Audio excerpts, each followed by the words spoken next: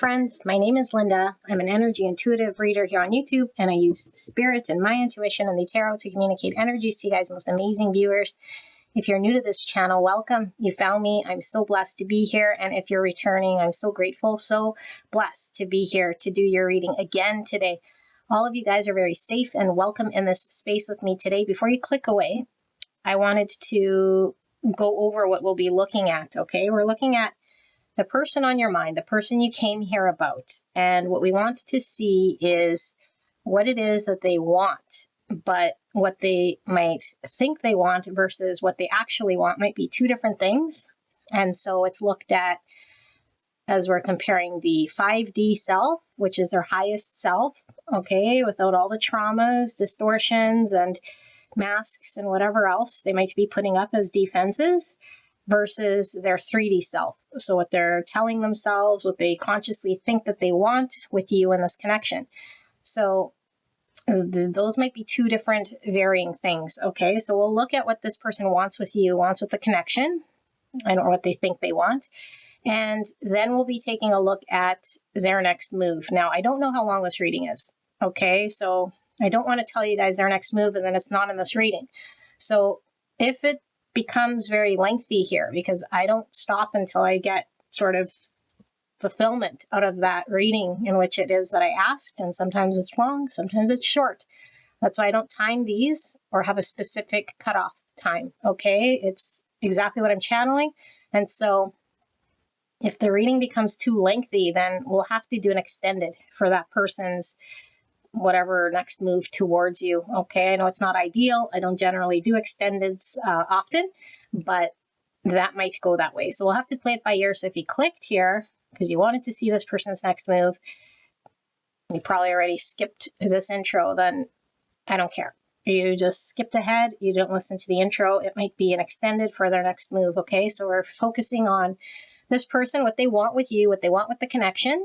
High self versus low self, or 5D versus 3D, okay, or what they're subconsciously unaware of versus what they're consciously aware of, all the same thing.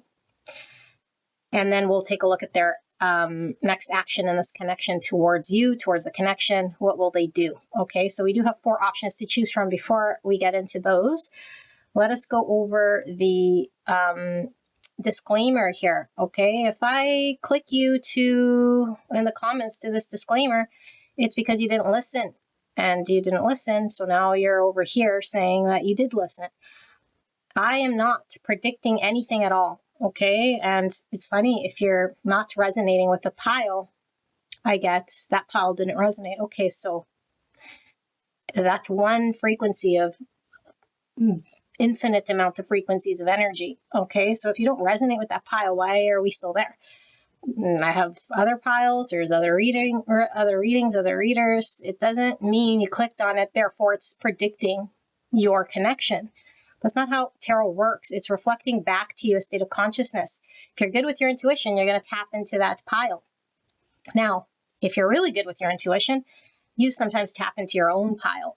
Okay, because you're resonating and vibrating with that frequency. And so a lot of times here, my readings are flipped, meaning you tap into your own energy and your person could be in another pile. So we can have literally you and your person in 2 different piles. Okay, you'll have to determine whose energy is what. Sometimes spirit comes through your energy to communicate a message to you that you might not be understanding or seeing because it's in your subconscious. Therefore, you tapped into your own pile in order to reveal some form of information. So sometimes it is useful to listen to your own energy. Okay, but if you want your person's, then you might have to go into another pile. Now, energy is interconnected. So all 4 piles could be the same connection. We could be tapping into passing, present, future energy. Energy is not on a linear timeline. Okay, so it's going to be something that either resonates or doesn't. That's all. And if it doesn't resonate, that could be a future state that you're not conscious of.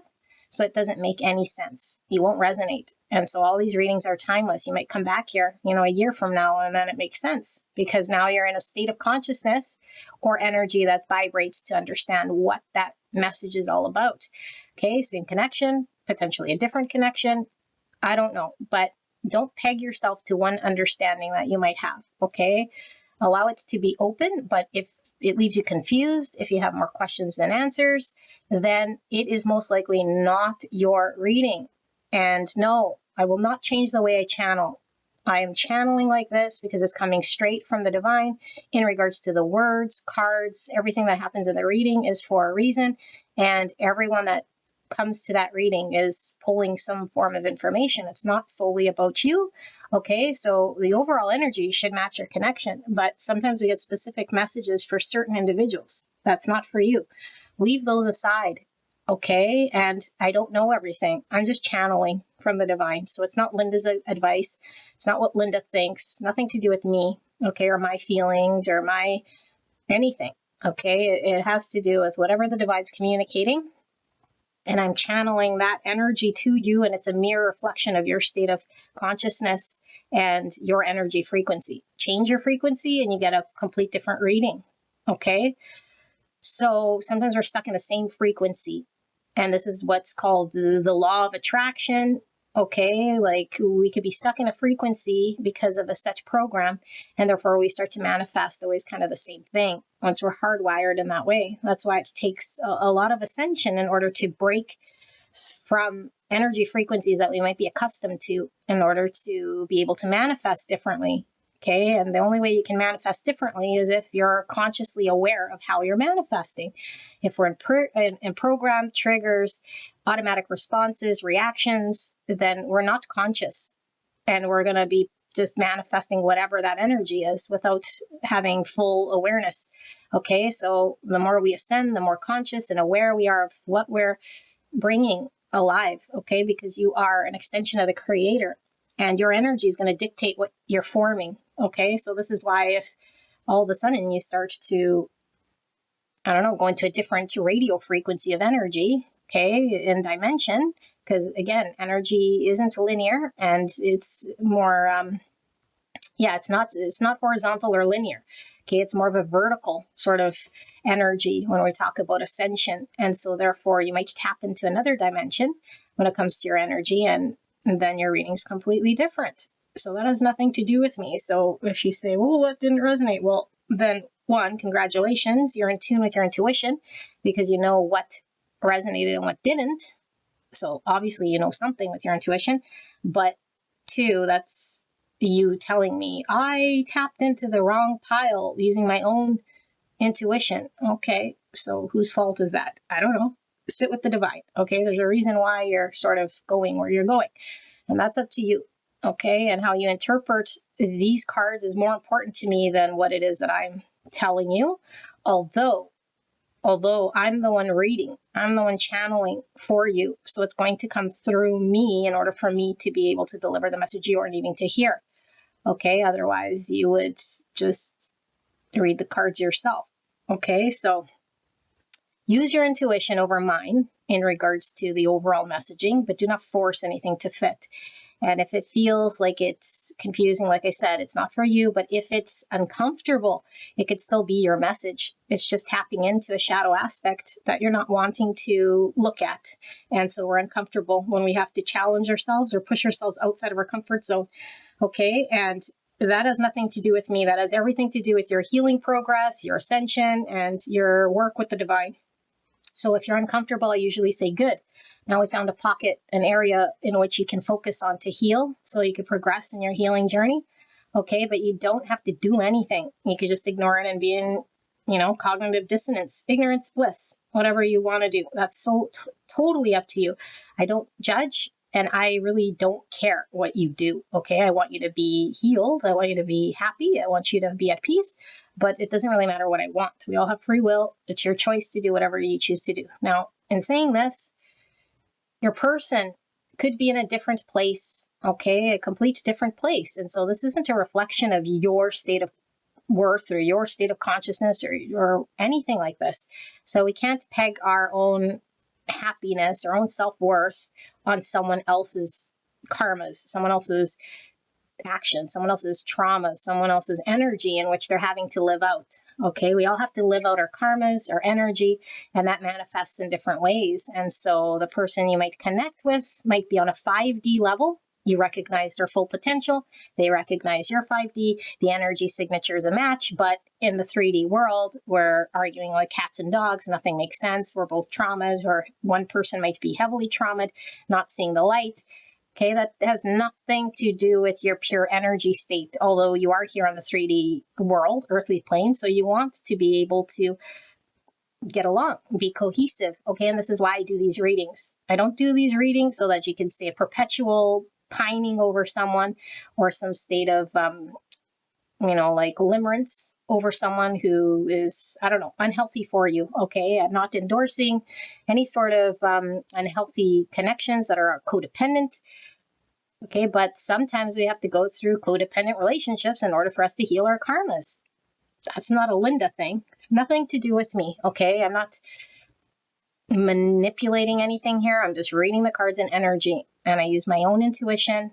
The divine speaks through me. I see energy, I smell energy, I touch energy, I feel energy, and I see cards, okay? So it's a mixture of everything here, and the divine is using me as the channel. So it's going to be my own way to come up with what it is that the divine's putting together here, okay, based on some form of understanding that I can deliver. But I'm removed when it comes from my opinion, okay? Like, I don't get involved in any of that. If I do state opinions, then I will clearly say this is my own thought or opinion, okay? But everything else is the divine sort of using what it can to channel through me. Okay, beautiful people. I know that was a long disclaimer, but these love readings aren't easy. And like I said, I don't want to keep people in perpetual tarot land, okay, so that they could be stuck on someone. But at the same time, do not shame yourself. If you're in tarot land, that's your karma. You're learning, and there's nothing wrong with that. And so we can't say, oh, just don't focus on that person. Well, what you resist persists. Okay, so you're discovering, you're learning, and you have to go through whatever you got to go through so you can observe your own action and be cognizant, be aware, and then make change. Okay, but if you find yourself in the same state over and over and over for like cycles, and you want to pull out because you're in suffering, then we got to change energy frequency. Okay, so just use your own divine power here to determine whether this is your reading or not. I can't do that for you. Okay, and I won't take any sort of nonsense here, or else I will say unsubscribe. Okay, so let us take a look at the cards we're using. Beautiful people. We have the Cosmos Oracle. Sorry, I know there's glare and fingerprints. Absolutely love this Oracle pack. We have the deck of many. We'll be using two, and this is from the Hit Point Press. We have the animated conditions, and we have the animated spells, level 7, volume 1.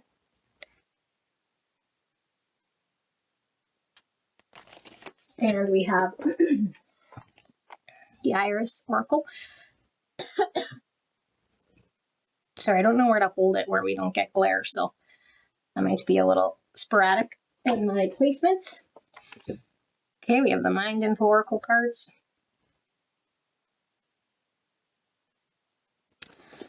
Let's see where you get it in the back there. I don't know. And then Twin Flame Ascension.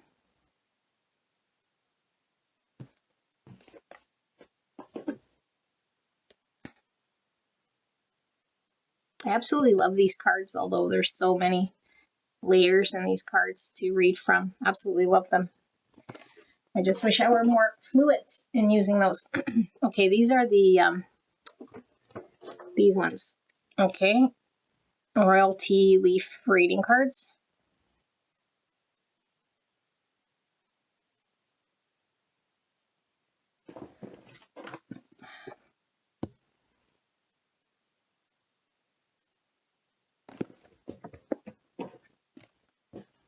Relationships Oracle from the Sacred Geometry.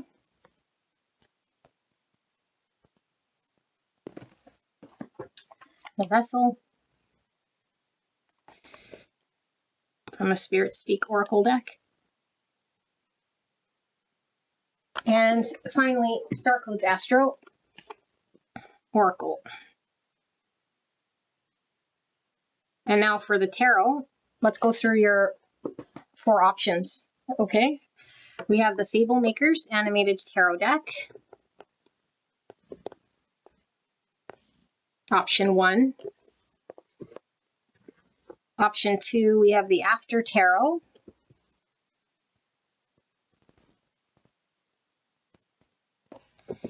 And the After Tarot is before the Before Tarot. Option 3, we have the Before Tarot. I'm trying to do it so you don't see a whole bunch of glare. Okay, and then option number 4, we have the Starman Tarot by David Bowie.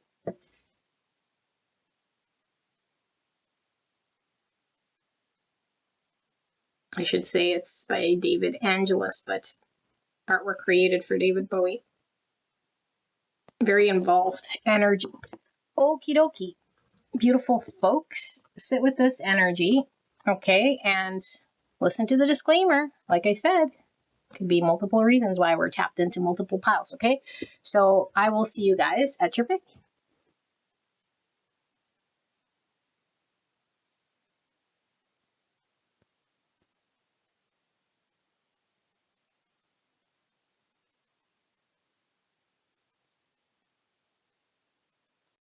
Hello, hello, gorgeous angels. Pile number 1. You guys picked the Fable Makers Animated Tarot Deck. Please go listen to the disclaimer and the intro, okay? Because I think this is very important for us to know why we're here. Okay, but I can't force you to do this. But if you leave a comment, that's covered there. I'm just going to put a timestamp back there. Okay. Also, I do say that we're going to look at your person's next move. But like I mentioned, this might have to be an extended depending how long this reading is. So don't be disappointed if we don't get to their action. We're really looking at what this person wants, okay, what they think they're wanting versus what they're actually wanting, because we're looking at the 5D versus 3D, or the subconscious versus their conscious self, okay? And so they might not know what it is that they're actually intending on wanting versus what they're doing out of maybe trauma and program and that sort of thing, okay? So we'll be looking at that comparison, okay? And hopefully we can really take a look at what's going on with this person, because they might be doing one thing and wanting a different sort of outcome. I don't know why I just pulled that, because I'm not going to start with the tarot, but there's a reason. Okay, so I have pre-shuffled oracle cards I've not looked at. We're going to lay these all out, use your intuition. What you'll see, feel, or hear to determine whether this is your reading or not. Only you can do this. If it doesn't resonate, go to another energy frequency. There's many, many, many dimensions of energy frequencies. This isn't the be-all, end-all. If you picked it, doesn't make sense, then that's your own intuition leading you astray. Nothing to do with me. Okay, so let's take a look at what this is, and then we'll look at the tarot in regards to if we need more discovery on what we see here. And then we'll look at their next action, move towards you, which, like I said, could be in an extended, depending how long this goes. Okay, so let's take a look at this energy. And we ask Spirit, what is it that this person thinks they want in their 3D self versus their 5D self? We have 6 chakra. The energy of third eye chakra supports our inner sight and intuitive abilities. Wow. Okay, so that's the third eye. We have the Queen of Wands that pulled out here, which I said I wasn't going to use any tarot for this piece, but clearly it was needing to come out. So we have Aries, Leo, Sagittarius energy. Could be divine feminine energy pulling with the Queen. We have green, 78. Okay, so card 15 could be devil energy. That's Capricorn energy. But we see a lot of green. I'm getting a lot of earth and Virgo towards Capricorn. And green can indicate growth, health. Heart chakra is also represented by the green. We have the intuitive eye, which is kicking back to this third eye.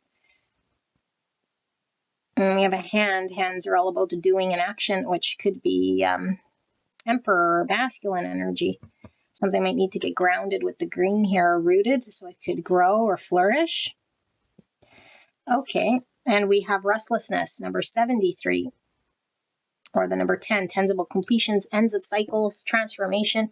10 is also Wheel of Fortune, which could indicate a lot of things, but here with this clock, it could be time, because it's a cycle with the Wheel of Fortune. So we could be looking at divine timing.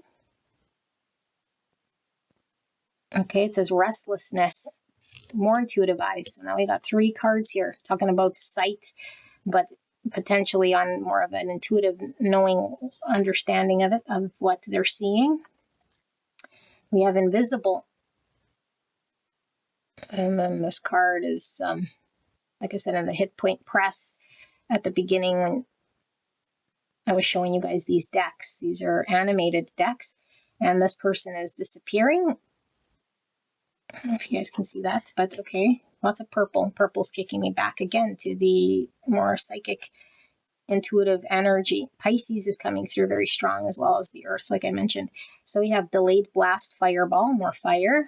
Wow, so are we getting all signs? So far I have no water, except for the Pisces, but mostly fire and earth here. Delayed blast, fireball. Okay. Cosmos. Wow. Infinite. And we have 1-1, acknowledge, take responsibility. Okie dokie. And we have 14, or the number 15 again. So 2 15s here. 1515 or 1515 could be an angel number specific to this connection. You might want to look it up. Share in the comments, because it'll help those of you guys who might be scrolling through the comments for pile 1. But 15, like I said, is devil energy, Capricorn, but 14 is temperance. So we have Sagittarius, moon is Pisces, Cancer, and Jupiter represents the Wheel of Fortune energy, more Sagittarius, Pisces. Moon and Jupiter. So moon's all about feminine, divine feminine, emotions, subconscious. Jupiter's the planet of fortune, abundance, all big things, fame. It could even be connected back to egoic energy with the Jupiter here. Okay, so we have more time. Okay, and what's funny is that when I was getting my camera set up, hopefully I don't screw this all up. I came across this thing. I was going to use it in the reading somehow, and it looks very similar. So more timing here. Okay, with the sands of the hourglass. And this card 19. 19 is sun energy. Sun is divine masculine energy, which we were kind of getting from the hand. So that could be Aries or Leo energy. 19 is 10 again. 10's about completions, ends of cycles, transformation. Okay, and then we have light. Wow, so I'm getting a greater level of consciousness here with the light. Look at all these eyes inside the stars. So stars Aquarius, and stars talk about our wishes, our vision for what we want to attain, that we hope to attain with all this star energy. Star could be tied back to Jupiter, like stardom with the Jupiter energy. So back to some sort of ego or some 6 of Wands energy I'm getting. Okay, and then we have Pluto, rebirth, Scorpio energy, 27, or the number 9. 9 is about fruition, completion, fulfillment. It's also moon energy, which we got here with the moon. Rebirth. A rebirth. Okay, transformation. I'm hearing soar. If you're being asked to stop dimming your own light, period. What the You're being asked to stop dimming your own light, period. It's time for you to come out of the shadows. I think it's supposed to say of the shadows. And let your authentic self soar. Fly high, dear one. So it looks like a swift or a swallow, and those birds are used in the Navy to be set out to see how close the sailors are to land. some sort of journey that's been ongoing and trying to reach someplace here. But what really stood out here was this fly high and this authentic self. So we had the 6 wands, which was the egoic self. Then we have the authentic self, and then the flying high could be raising your state of consciousness, but it could be this person likes to smoke. Okay, that's been coming through my readings quite a bit here. Focus, another eye, look at that. Okay, focus. You're being asked to shift your focus away from what isn't working. Potentially what isn't working is dimming your own light. Okay, towards what is. Paying extra attention to where you place your focus is the first step towards creating an amazing life. Yeah, but do. Okay, fork in the road. 13. 13 is about transformation. Scorpio energy. Completions. Ends of cycle. Okay. Release. This is the death card in the tarot. More Scorpio. Fork of the road. We have the monkey. And we have, I don't know what sort of llama. And now this signpost has 3 directions. 2 pointing backwards, 1 pointing forward. Okay, backwards the past, an arrow towards the future, and then the crossroads, meaning we're making a decision. Okay, so let me sit here with this energy because there's lots coming through, but some of it is very clear, and I got to put the pieces together. Okay, and sometimes it takes a little bit to get the messaging. So let's see what comes through.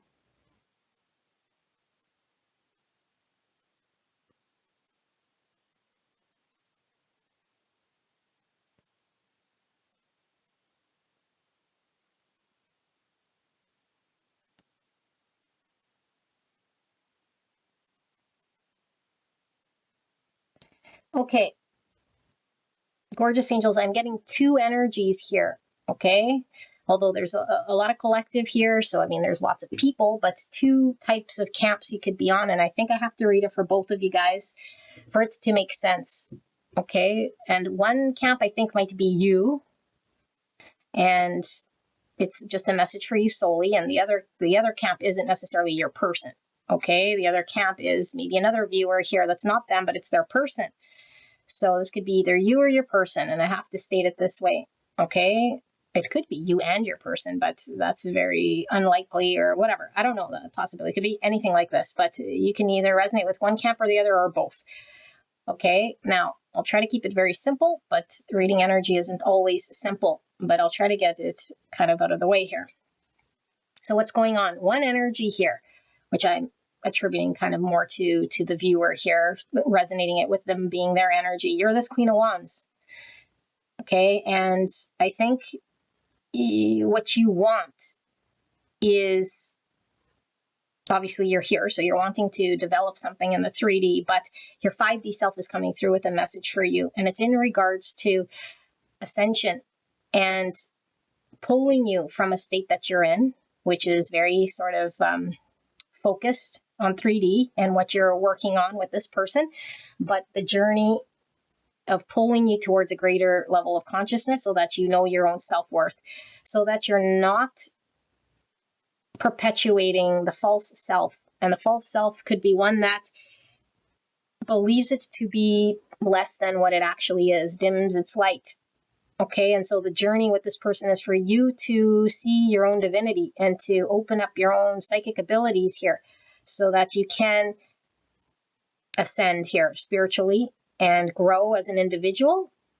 And so we might not have roots, meaning we're not grounded, and we're on this journey for quite some time, and we might be a little lost, and we might be very limited in our scope of understanding, like who we are and why we're here on planet Earth, because there's the universal creator, which created all things. And so there's an infinite abundance of things here that we haven't seen or experienced. And so we have a scarcity mindset when it comes to what we can do on this earth. And you have a purpose, and your purpose is to create something. And it could be tied to your psychic abilities, or just once you find your purest, most authentic self, then you'll be able to deliver here on earth something very conscious, but you'll have to wake up Okay, like lots of eyes trying to wake you up. So you might be seeing a lot of signs, symbols, synchronicities, dreams. And so we cannot be accountable if we are stuck in programming because we're blind and we have the veil of forgetting. And so we're just taking action, blind action. And so this whole wake up, shake up is a process in which you become consciously aware so you can manifest certain things. And I feel this a long time coming. This might have taken some time. We might still be in the process of this. Okay, but it's to provide enlightenment. It's for you to see your own truest light. And so you feel a lot of deep emotions for this person. And I feel like your world might be kind of upside down, but we're still sort of focused on what's going on with this person. And we really need to tap into the light of who we truly are so that we could be reborn here. And so we might be kind of deciding what it is we're supposed to do or be when it comes to our own personal growth and / maybe in this connection. But I feel like we're stuck in the past. And I feel like there's 2 arrows here because one's indicating your past self before this person. And then the other arrow is sort of when you met this person, but now we're still acting in our past way of engagement because we haven't fully ascended or transmuted a lot of these energies that needs to get looked at, dealt with, shadow work, observation, transmutation.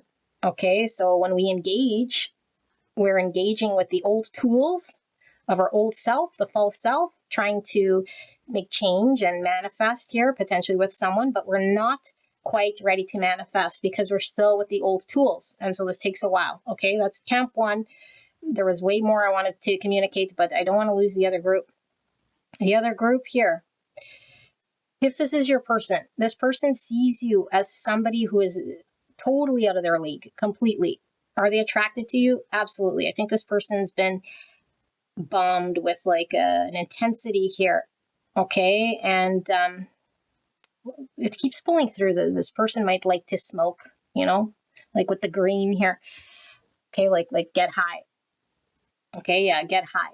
But anyway, it could be a metaphor. Like they feel very high, like around your energy, like surreal. I think this person does not feel at your level at all. And they're having to go through, sorry, I want to go back to your energy, or I say you, but the person here who I first read. High self versus the 3D self. I think it was self-explanatory, but I want to connect the dots.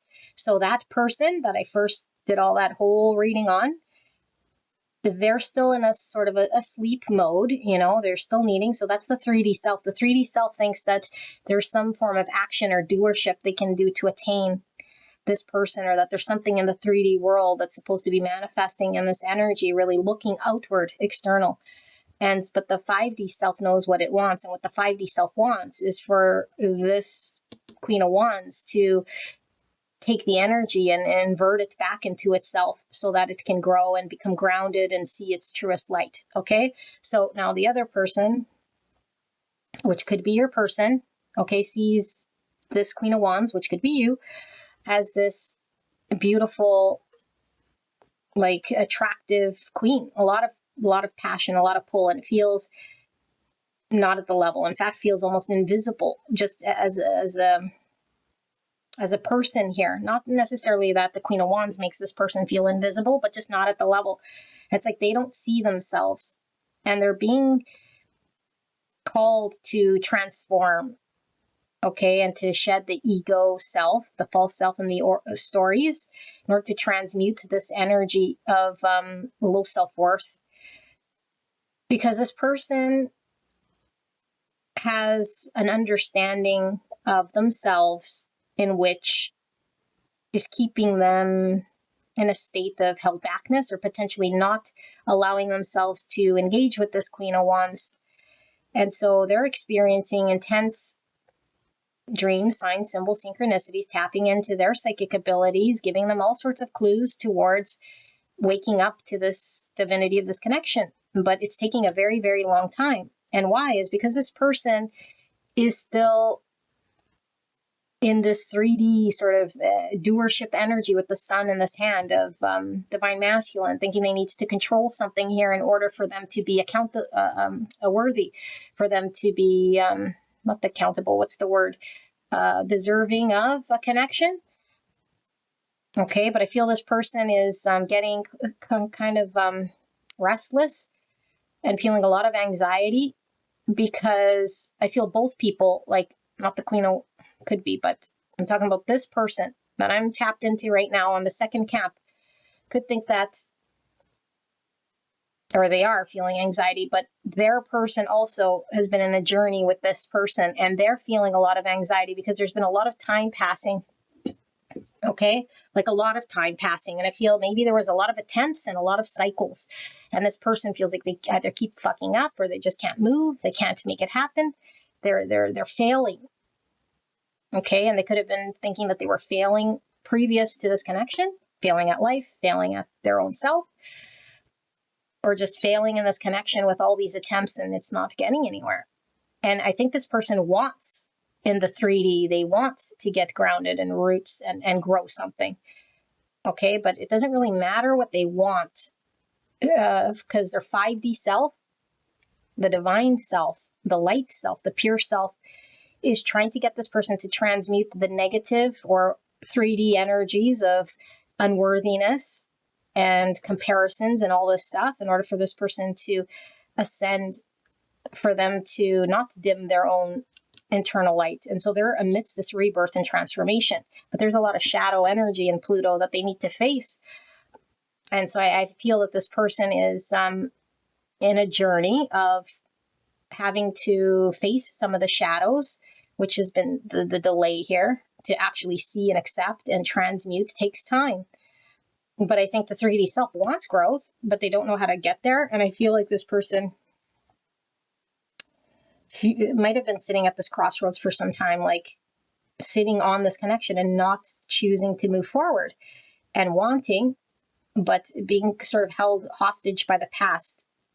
And they're being held hostage by the divine in this journey so that they can connect to the high self, the 5D self, the self that knows what it is that what this person needs, which is a rebirth, transmuting the shadow and the low self-worth. And so in order to do this person needs to be in more of a awakened state so they could take a responsibility and accountability for when they do decide to choose this connection.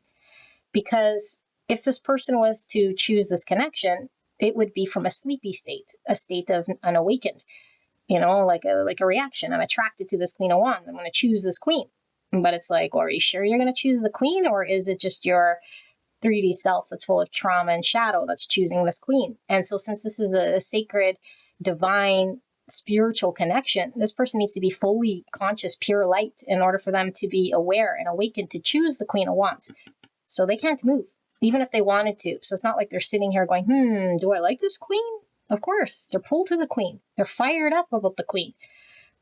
Okay, like completely, but it's almost like divine intervention holding them stuck here. And they're stuck here at this crossroads until they transmute energy. And when they're unsure of how to do this, because they have a lot of challenge with tapping into their emotions, dealing with emotions, balancing themselves, healing themselves so that they could become ready for some sacred union, it takes time. And so this person might be very outwardly sort of focused on observing themselves with critical eyes. So the inner critic says, I'm not good enough. And I don't know, like here's this Queen of Wands who's on another level. And here I am. I'm still, invisible here in some capacity. Now this person might be also highly spiritual in nature or have some psychic abilities. And I say also compared to the first camp. Okay, so second camp person that I'm reading, like have these psychic abilities that are dormant or that might be present, but not at its full capacity. And so there's another aspect here of that person developing their psychic third eye vision. So they could be seers.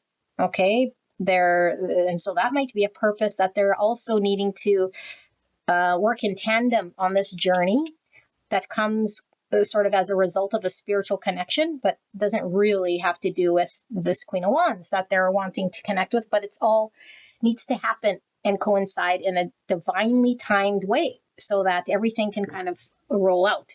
Because if this person is one aspect too far ahead, in one regard with the connection, they might fail to see their psychic abilities. And if they fail to see their psychic abilities, then their purpose is going to not be lived out. And I feel like this person's purpose is tapped into some psychic thing, some ability, some form of intuitive knowing or divine aspect that they're pulling in from the ethers in order to manifest here in the 3D.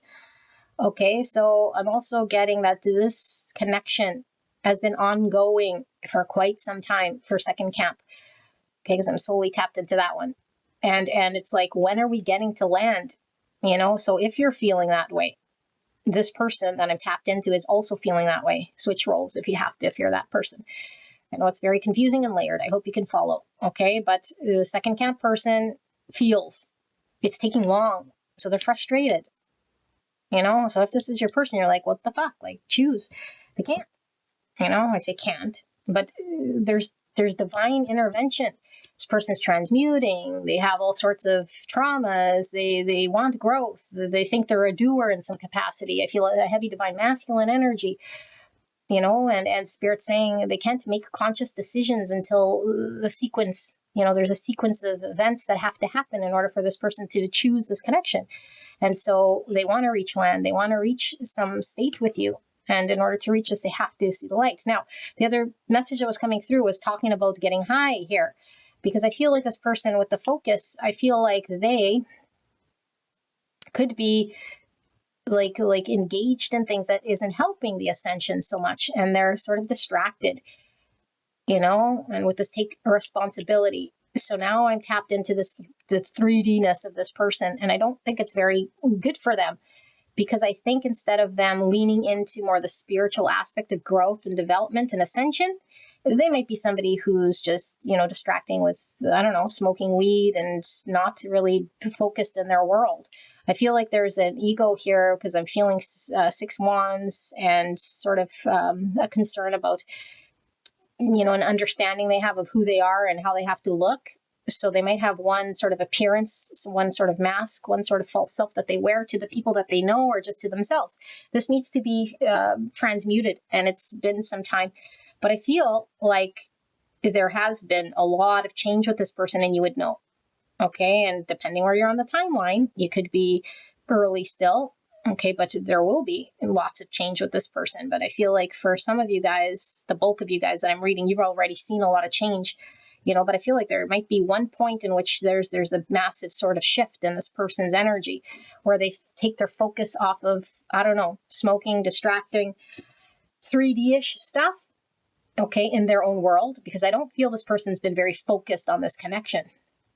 But to take their energy off that and to more focus on more the spiritual aspect of themselves, they might be trying to get healthier or have a different sort of understanding, than maybe when you first met them.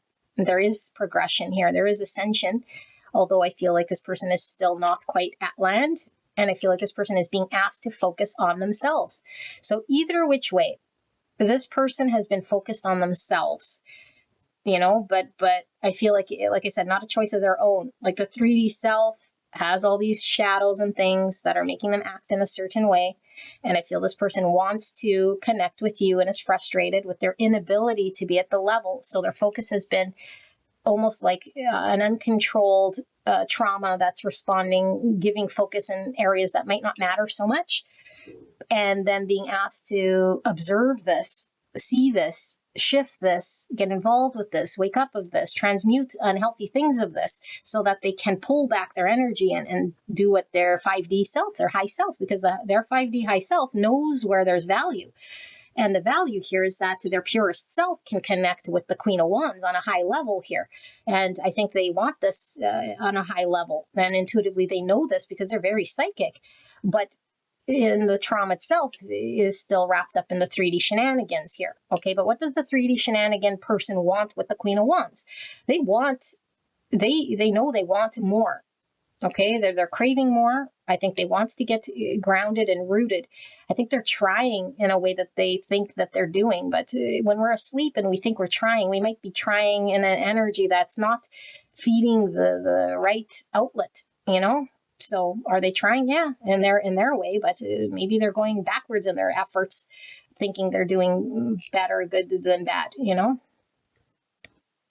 Yeah, but this journey is unstoppable is what I hear. Okay, so we're on this divine timed journey.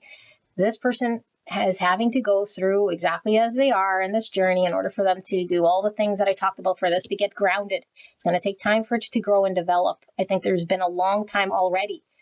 And so if you're kind of near the end of and I say end, there's no real end of the timeline, but if you're kind of coming to a point here where you've already seen all this in action, the person's transmuted a lot of this, you saw the shift of the focus on I don't know, I like to get high, to maybe more of a spiritual aspect of themselves, taking more accountability, responsibility in their 3D self. You're seeing the ego kind of fall away in some way, then I feel like this person is wanting to choose this connection and seeing some divinity within the self, like it's coming aware. But I still feel like this person might be absent in this connection. And when I say absent, you could still be in connection, although their truest form of self isn't engaged or involved in this connection, which leaves the Queen of Wands feeling like this person is sort of checked out or not here or not full and full of potential meat that's happening in the 3D, but just some sort of, it eludes them. It eludes the Queen of Wands, this person who's kind of, I don't know. Okay, so anything back to the first camp here. I'm sorry, there's two, okay? But that's how it comes out. The Queen of Wands. Yeah, it's like if you resonated with that first camp being your energy, it's like she is really sort of observing her person. And her person might be camp 2, by the way. But her person is something she's really focused on and intently watching. And so she might have gone through all of this stuff already, and she might be highly ascended and intuitive and already sort of found her purpose and already transmuted. And now she's sort of sitting on her throne waiting for this person to do all this. And so she might, what she wants, because this is all about what this person wants, this Queen of Wands wants her person to ascend, to heal traumas, to choose, to be conscious, a conscious lover, to do this transformation in order for them to see the spirituality of this connection and to connect from a pure state so that they can enjoy this connection, because there's a lot of intense emotions and abundance when it comes to how these two people connect, and so she might be overcoming her understanding of what's it called? Understanding of time, space and time, like it's a 3D matrix understanding we have of time, and that's nothing but an illusion. So she might be working on her surrender and not being too focused on how long is this taking. And maybe that's what she's working on, is trying to release a humanistic understanding of time, because I think there's been a lot of burnt time and she might have had to do a lot of cycles here and see things completely different in order to still be engaged with wanting something in this connection rather than just abandoning and cutting this off. But again, it's very spiritual. And so I feel like she sits on her throne, and what she wants is she wants her person to ground and grow this connection. And she intuitively knows that there's something more here within these two people. And she wants her person to take responsibility for their own growth and not be focused on whatever it is this person's focused on here, which might be very, like I said, like 3D or superficial, or they might be upkeeping the false self. And so the Queen of Wands sees the trauma in this person and wants this person to work on their transformation. And she wants something in the 3D. Like she wants something grounded, official, that can grow. And she's learning about not doing and allowing things to sort of be. So she might be invisible in her engagement when it comes to not trying to control, change, or force this situation. And if she still is, then she's learning about that, not to try to manipulate, what the other person is, where they're at, and how they can engage. Yeah, this could even be a third energy here, because the first Queen of Wands was really learning about that. And I felt that she was externally focused. This other Queen of Wands I'm kind of feeling here, and it could be the same one and two. Oh, spirits, why do we get so layered? But it's coming through, okay? Maybe when this Queen of Wands is more developed, she knows that she cannot externally focus on someone else, that her own worth, her own light is, after she transmutes all of that egoic energy. And then she sits here knowing that she's not waiting in this 3D matrix, but she's like this invisible energy that's just allowing the universe to unfold as it does, so that this connection can take flight. And she's coming into her full power, her full potential. Her purpose might also be taking off right now. So she might be involved in stardom. She might be in the public eye, okay, with Jupiter and light. And so her person might feel like she's, I don't know, like so maybe hard to grasp, or maybe there's a fear here that she's, like I can't reach her level. Like she's just, she keeps ascending, and so every time I try to grab her, she's just on another level, and she becomes this like light being, So I've got like the spectrum here of this Queen of Wands of the first camp, all the way from learning the lesson to kind of near the end. Like I say, there's no real end, but she's already done a whole lot of work here, and she's had a lot of growth. And so she knows when it's time to take action with doership, and she knows when it's time for the universe to take the wheel and divinely guide her. So she's an observer, and she's awake, and she's conscious light. But I think she wants more here in the 3D with this connection. She's still invested. She just knows her self-worth, and she knows how to manifest. And she knows that her manifestations has nothing to do with this person transmuting their shadow. Her person transmuting shadow. Wow. I'm kind of speechless here. That was a lot. I know. I'm sorry, guys, but we're going to look at, I don't think we're doing it extended. I'd like to get this. I'd like to get next action in this connection. So I think I'm going to, do it as a part of this reading. Let's look. Next move, next action. Even though, again, we have all these camps. I don't know how Spirit's going to do it. I don't care, and I don't question it. I'm going to see what comes out, and we'll see if we can get clarity for all camps. Okay?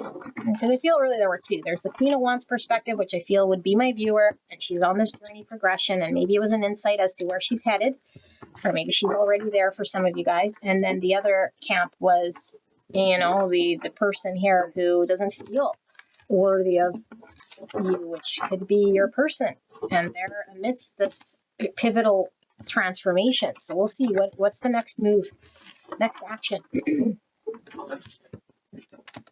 Next move, next action in this connection, Spirit. What's going to happen next in this connection? Please protect me and the viewer as I channel this message for the greatest and highest good of Pile 1. Thank you so much, Pile 1, for allowing me to tap into your energy, the energy around you at this time. I'm so blessed, so grateful to be here doing your reading. Spirit, please help me to channel this clear and concise message that's so layered. Thank you so much, Spirit. I'm feeling that. What is Pile 1's person's next move? What is Pile 1's person's next move in this connection? I feel there's this one. Comes with you. Okie dokie, don't read bottom of the deck. Reverse 4 Swords. That's all about healing and reflecting. And Justice in reverse, Libra energy. So, lots of swords energy, Gemini, Libra, Aquarius. But this is mental activity, potentially. The Chariot, Cancer energy in reverse. 6 Pentacles.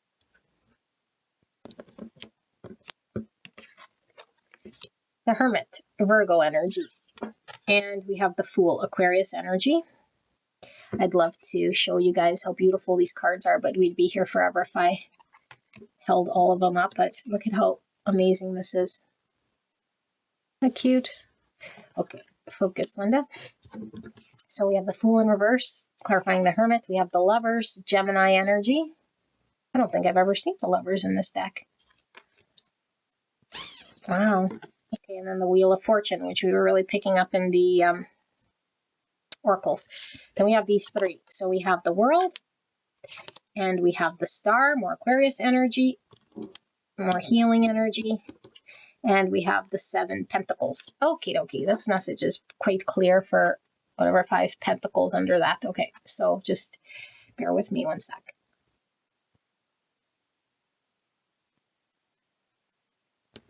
Okay, I'm going to do my very best for the camps, okay? I think in all instances, connection is imbalanced and stuck because there's healing, and we saw that present. Whether you're the Queen of Wands or the other person, or if that's one big connection and I got a blended energy. I don't know, only when I read it backwards or listen to this again, okay? Channeling the energy could be one big fat connection or one side only. But whatever it is, it's in balance and it's stuck, whatever side you follow. So there's a lot of healing that's happening in this divinely guided connection. Okay, so when we're stuck, which I feel sometimes we get very stuck, and it could be that this connection isn't moving in the 3D. Why it's stuck is because we're needing to do the healing and the work. And when we start to go in a different direction, listening to the trauma, the responses, and that sort of thing, we could get stuck in cycles. And so that just delays the natural flow and progression of the universe. We think we're a doer. We start to force our will. We start to get involved with that person in a way that tries to change them. Okay, or if it was the person who wasn't at the level of the Queen of Wands, starts to shift their focus on the distraction, then things get stalled out here. And so Spirit is saying that this connection is fated, okay, with the Lovers and the Wheel of Fortune. It's meant to get to a certain level, but how long it takes is all dependent on the free will and these two people sort of doing the work. Now, the Divine Feminine generally leads the journey, and since souls are intertwined when a soul connection, when the Divine Feminine ascends and does work, the other soul comes with her and also ascends. Okay, so if she's stagnant and stopped and out of balance, then of course both people are spinning wheels. Okay, so it's all about growth, healing, and self-reflection here. Okay, and when we do this type of work, we know what it is that we got to leave behind. We know what it is that we can take chances are, what we have to surrender to, and what we have to just trust the universe to flow. So when we're not flowing with the universe, when we resist with the universe, then there is no movement and it's out of balance. So right now, the Spirit is saying there's a crossroads here that's waiting to be tapped into. What's going to happen next is the energy expend in self-reflection and what both parties, all camps really want. This is very important and part of this process. So if we're not seeing any movement or a balance of 3D energy happening in the connection, so all we see with our 3D eyes is stuckness and imbalance, it still doesn't mean things are out of balance. It just means that the balance is happening behind the scenes in the spiritual element of the connection, where both parties are sort of getting spiritual balance, spiritual alignment, because it's out of balance. And so just like I talked about in that first part, if, like this llama, if the back work, that's why we saw 2 arrows, isn't resolved, transmuted, and dealt with, this divine's going to keep us here, because we need to uncover certain things along the way in order to be ready to even accept the journey of the forward movement. Oh my goodness, look how many arrows I see now. I'm telling you guys, there's 3. There's 1, 2, 3, 4, 5 arrows, 6 arrows.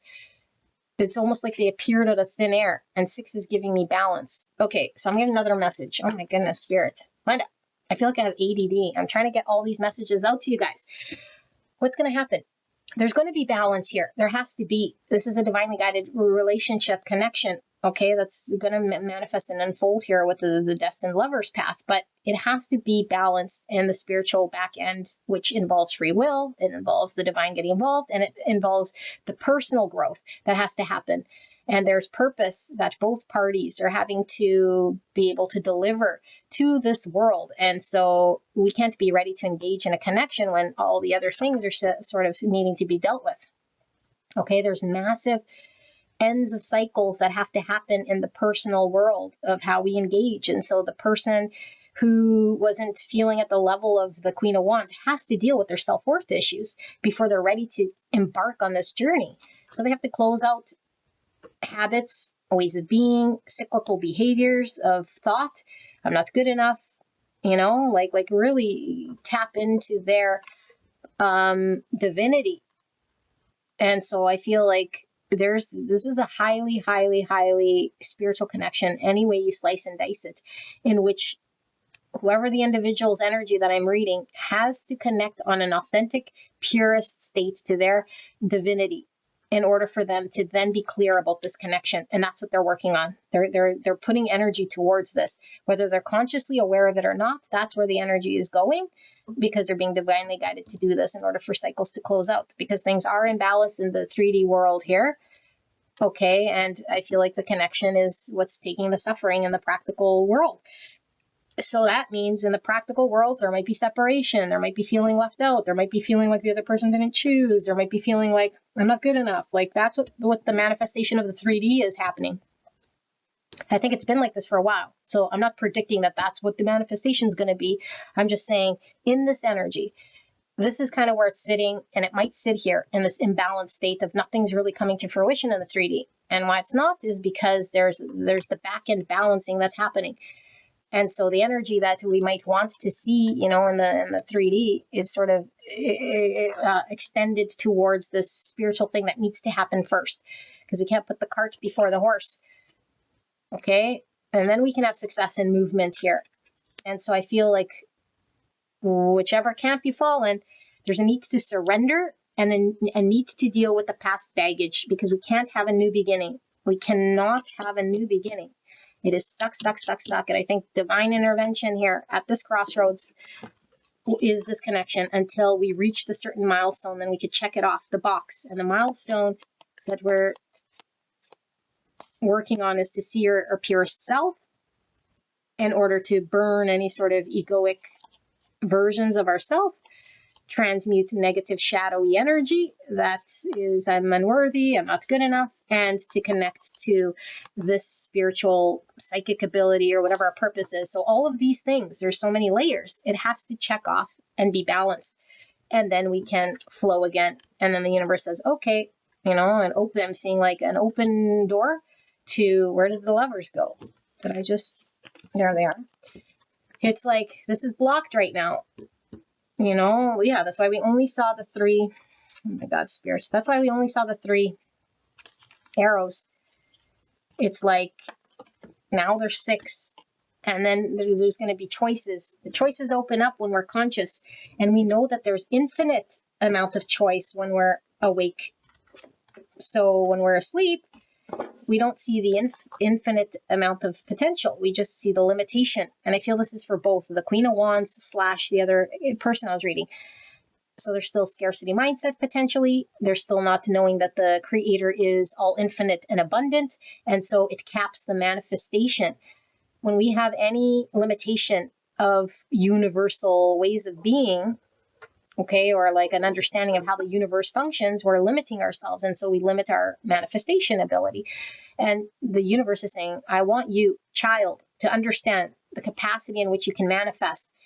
And the only way for you to do this is to experience a journey and get there of your own accord. And so I will block this crossroads for you and the person you're dealing with, okay, until you do what it is that the 5D self and that the divine wants you to do, which is this: connecting to the divinity, connecting to the divine, surrendering what you need to surrender, transmute what you need to, leave it behind, and allow the universe to take the wheel so that the crossroads opens up for this connection. Then we find balance because we've closed out a major cycle of how we used to be in the old way, and now we're awake, and now we're healed, and now we get the star, the wish, the destined partner. Okay, all signs point to destiny. Like, wow, is this guided or what? And you guys can have victory here. Okay, or else this card wouldn't even show up. It's just saying it's out of balance and it's stopped right now. The universe is keeping it at a stuck energy. Okay, because more healing needs to happen. And the only way to heal is to go through this. Okay, have to go through this. And so what's happening is reflecting. Maybe you guys are in separation, or maybe it's just quiet, not a lot of action. Maybe a lot of mental activity. For sure, I feel there's a lot of mental activity happening, depending, or not even depending. It doesn't matter which side you fall on. The mental activity is happening. But you guys might not be communicating the mental activity to one another. And so it's like mental activity / what I'm not aware of in my subconscious that's also happening. And all these things are coming into balance in the 3D world within that person. Okay, like Queen of Wands is in her 3D world, connecting to herself. She might be meditating. She might get more clarity. She might heal more childhood wounds. She has more understanding of this connection, like that she sees in the 3D. Okay, but it's still back-end stuff. It's still not with her person. And the other person who's not worthy, he's healing a 3 swords. He might have still a lot of thought about I'm not worthy. He still needs to grab the sword of truth, which is I am worthy and I am a divine being, but it only comes in time. And so his 3D world looks a lot like rest, looks a lot like giving energy to building himself up in his self-worth, because he has no choice but to go through this journey process to close out some thing so that he can be healed and choose this beautiful connection. Okay, but it takes time and effort and energy. And I feel like both parties feel very, very tired because they might have been investing here in some way, or just this connection seems long. And so maybe I'm getting a message. Oh my goodness. The divine masculine that I was reading in the second camp, he might have realized that he was maybe burning and turning in the wrong direction for some time here, and seeing this. So it's like, now that I see what I was investing in is like giving this person a sense of frustration, but at least there's a realization and seeing, like, I was focused on, I don't know, whatever, smoking, like I said. I don't know why this keeps coming through, but I think it's the metaphor for the distraction. Like, I'm high, so meaning I'm distracted, or I'm like in my own little bubble world, or I'm removing myself into some made up thing so I don't have to focus on a practical way in this connection or myself or my healing, because really deep down in my subconscious I didn't feel worthy. And so now it's like I see this and I got to put an energy and effort towards the change here, like fixing this anxiety and this energy that I've been in for some time. I have to close this out. And so I feel like he's just like, oh my goodness, like this connection's been ongoing. So this person does feel tired. I feel all parties, regardless who they are, they're tired. And no one wants to be in 5 Pentacles. I'm tired reading this reading because there's so many layers and I could go on and on and on. But end of story, what I'm trying to tell you guys is that the spirituality, the self-work is really what's next in this connection, like a lot of self-work, and sometimes it's on such a deep level that we don't really see it. But I feel like there is a time apart, time to heal, and that the universe is interjecting. So I don't feel it's a conscious choice that people are holding their brakes on purpose. And if they do put the brakes on out of a conscious act, it's because the inner knowing knows of this need to happen, because they're very connected to the divinity, whether they're traumatized or not. And the higher self comes in there, the divinity comes in driving that agenda, saying, whoa, Nelly, you're not understanding surrender. You're not clearing the healing. You haven't closed this out. So don't go contaminating this beautiful divine connection. You're not even ready. So if the divine just said, yeah, go give her, how much trauma and pain would these two experience? So only when we're ready. Okay, but we're heading towards this, closing out what we don't need to. And we're incubating. This is incubation in order to prepare for new. And only then can we see the beautiful justice and victory here had in this connection. And I feel like there's something very, very contractual here in, I don't know, like some divine universe, cosmos, contractual, like this is contracts, stars destined, lovers is destined, the wheel of fortune's fate and destiny. Like, this is some big shit stuff here. Okay, so I can't believe we just got through that.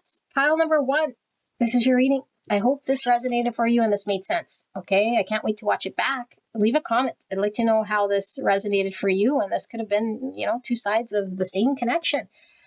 So don't cap it. And I will see you at the next one. Okay. Bye-bye. Gorgeous angels, pile number 2. You guys picked the After Tarot for your pick. So I do encourage you guys to listen to the disclaimer. And I did mention that we'd be looking at this person, the person on your mind, and we're looking at what it is that they think they want, from you in this connection, and what it is that they actually want, which they may not be fully aware of or consciously aware of. It might be something completely different. So there's the 3D self, the self that I'm aware of, that I think what I want, and the 5D self that knows what it needs, that's more in tune with an energy that's more awakened, not traumatized, not asleep, not acting out of program. Okay. And so those might be two different desires. And so we don't know how this person is charged or engaged in this connection. We're going to look at that. Okay. I do intend on it being your person, but sometimes it's crisscross and it's your energy. Sometimes it's blended and could be exactly like what we just did with pile 1, which, oh my God, I hope spirits, let's keep it concise here. Okay. And I don't know how long it's going to be. So I know I promised this, what's their next move, their next action. But if I have to kick it out to an extended, I have to kick it out to an extended. Okay. But I do intend on doing that if we can get through this. Use your own intuition over mine. Okay. Got to listen to the whole thing to tell me it didn't resonate. Well, then don't listen to the whole thing. Go to another one. Lots of energy frequencies here, people. Okay. So let's take a look. We have Mars with motion. Card 22. 22 is a master number, peacemaker, diplomacy, healthy, energetic boundaries, and divinely guided relationships. Mars is the ruling planet for Aries and Scorpio. All about asserting ourselves, communicating ourselves. This sort of truth is down. So there could be a challenge with communication or assertiveness when it comes to expression in this connection. Okay, dokie. We have originality, 31 or 4. 4 is emperor. I was really feeling some form of masculine energy coming from this Mars because assertive energy is output. So 4, structure, foundation, stability, planning. 4 is also the death card reduced in the tarot, which is about transformation. It says the frequency of originality supports our capacity to be unique and original, creators of unlimited possibilities in every moment. Oh my goodness. Wow, beautiful. 66. Look at that. 2266. So you can look up 2266 as an angel number for pile 2. Someone can post that in the comments if they resonate or find something there that resonates with 2266. But 66 is about service as a source of joy in which one pours from an overflowing cup and not martyrdom. So I'm kicking it back to this healthy, energetic boundaries. Are we overgiving, or are we just boundaried up in one way of not giving?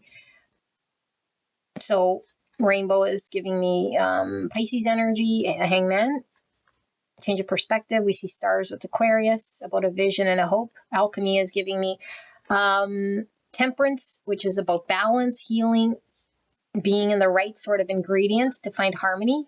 Okay, star is also about healing. So there's a lot of healing coming from this. Healing expression, healing the way we maybe see ourselves. Yeah, there's some inauthentic part of self here we're connecting to.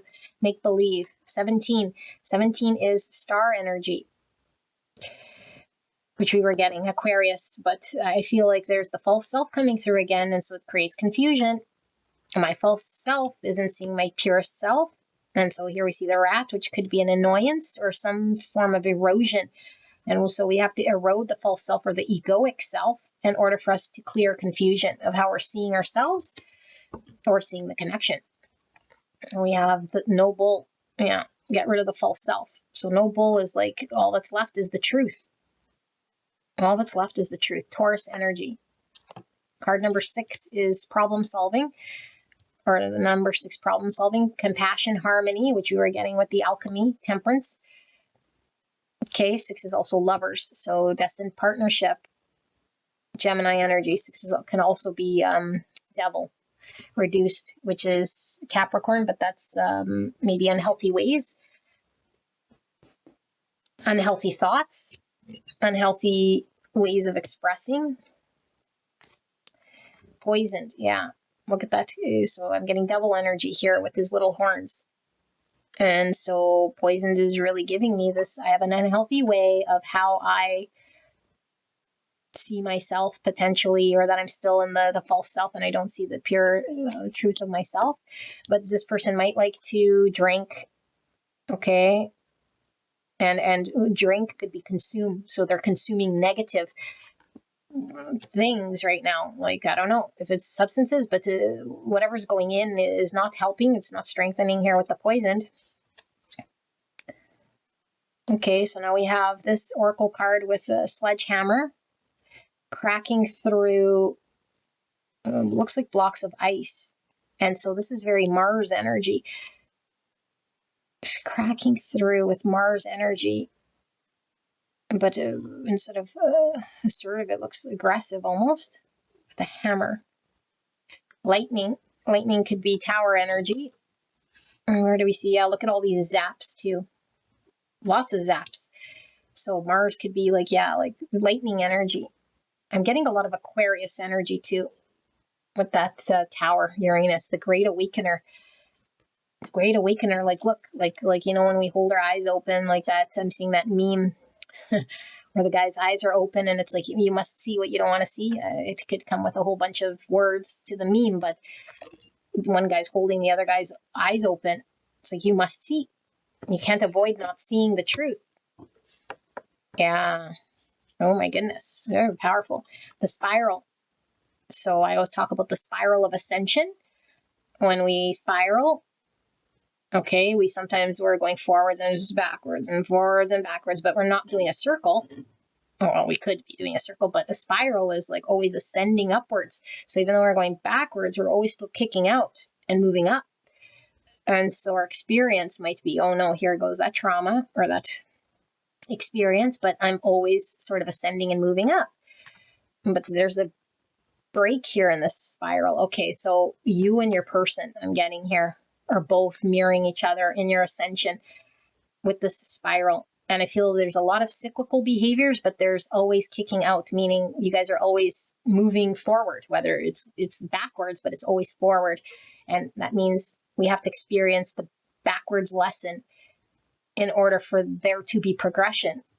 And so there's always progression, you know, because only the human in the 3D experiences the linear version saying, oh my gosh, I'm going backwards. But really, they're not backwards. They're just experiencing something maybe that needs to flesh out, but it's further along in the timeline.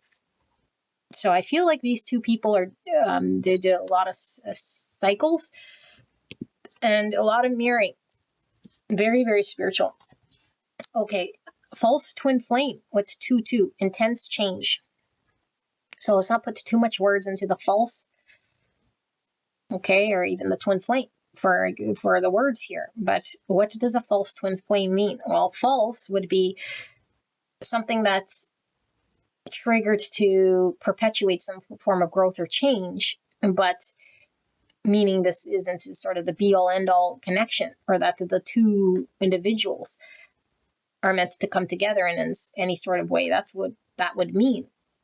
Okay, but let's see how this ties into this intense change. And we have the Phoenix rising. And we do see a break here. So I don't know, it could be pre and then post.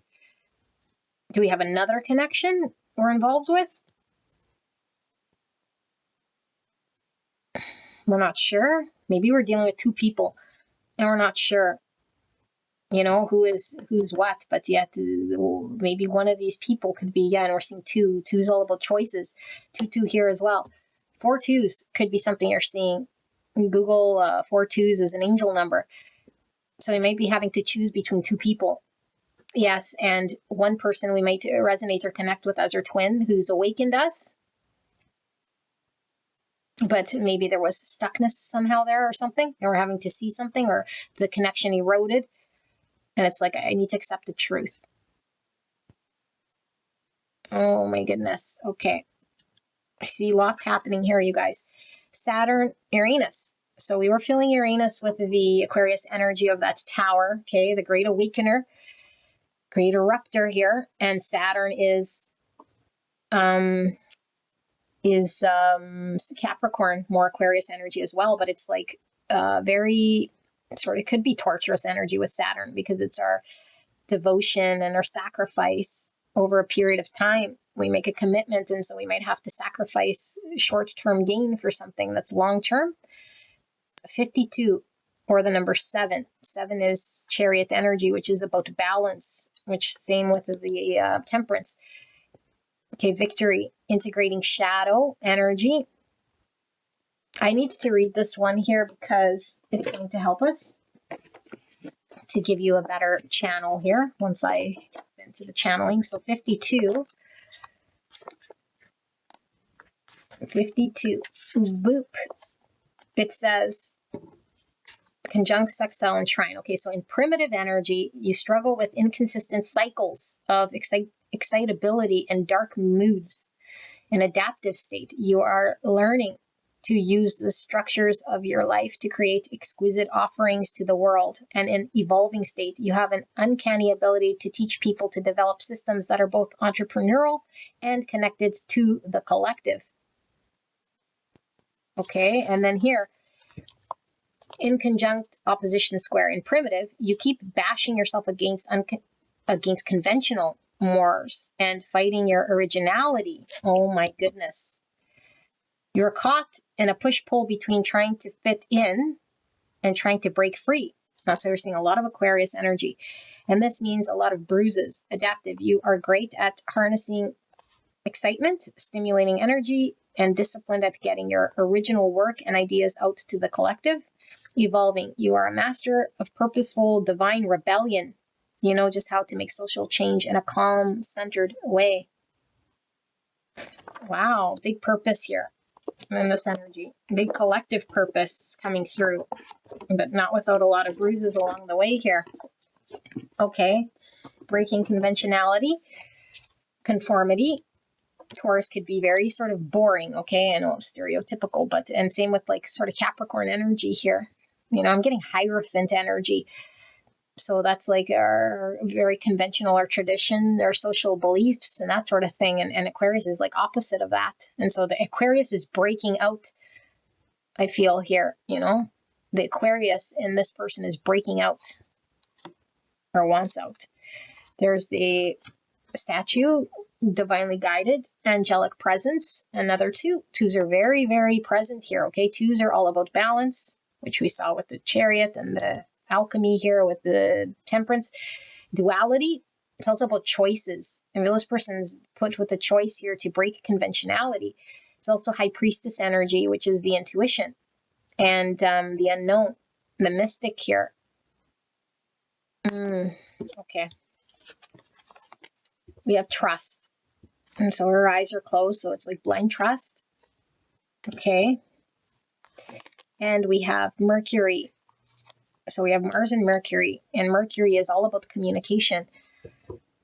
Okay, it could be expression, and expression comes through in way of communicating with words, but also with action, how we express ourselves in the world. So I see the caduceus here, which is healing, and there's 2 snakes. So 2 people potentially healing or having to shed their false self, doing this dance together to heal together in order to shed the false self, burn away like the phoenix.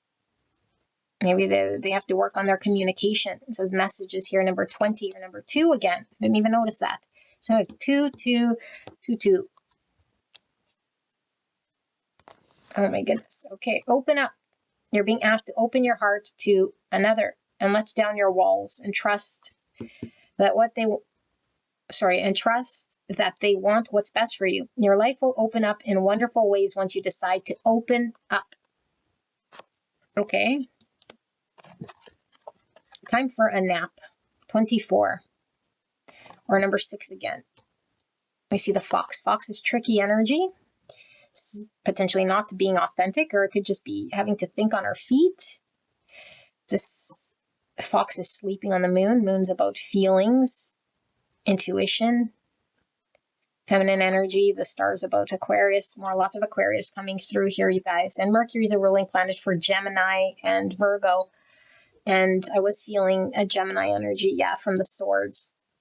Okay. Okay, let me see. There's so much here. My goodness, how am I going to do this? Let me just sit with this energy, and then I will hopefully channel.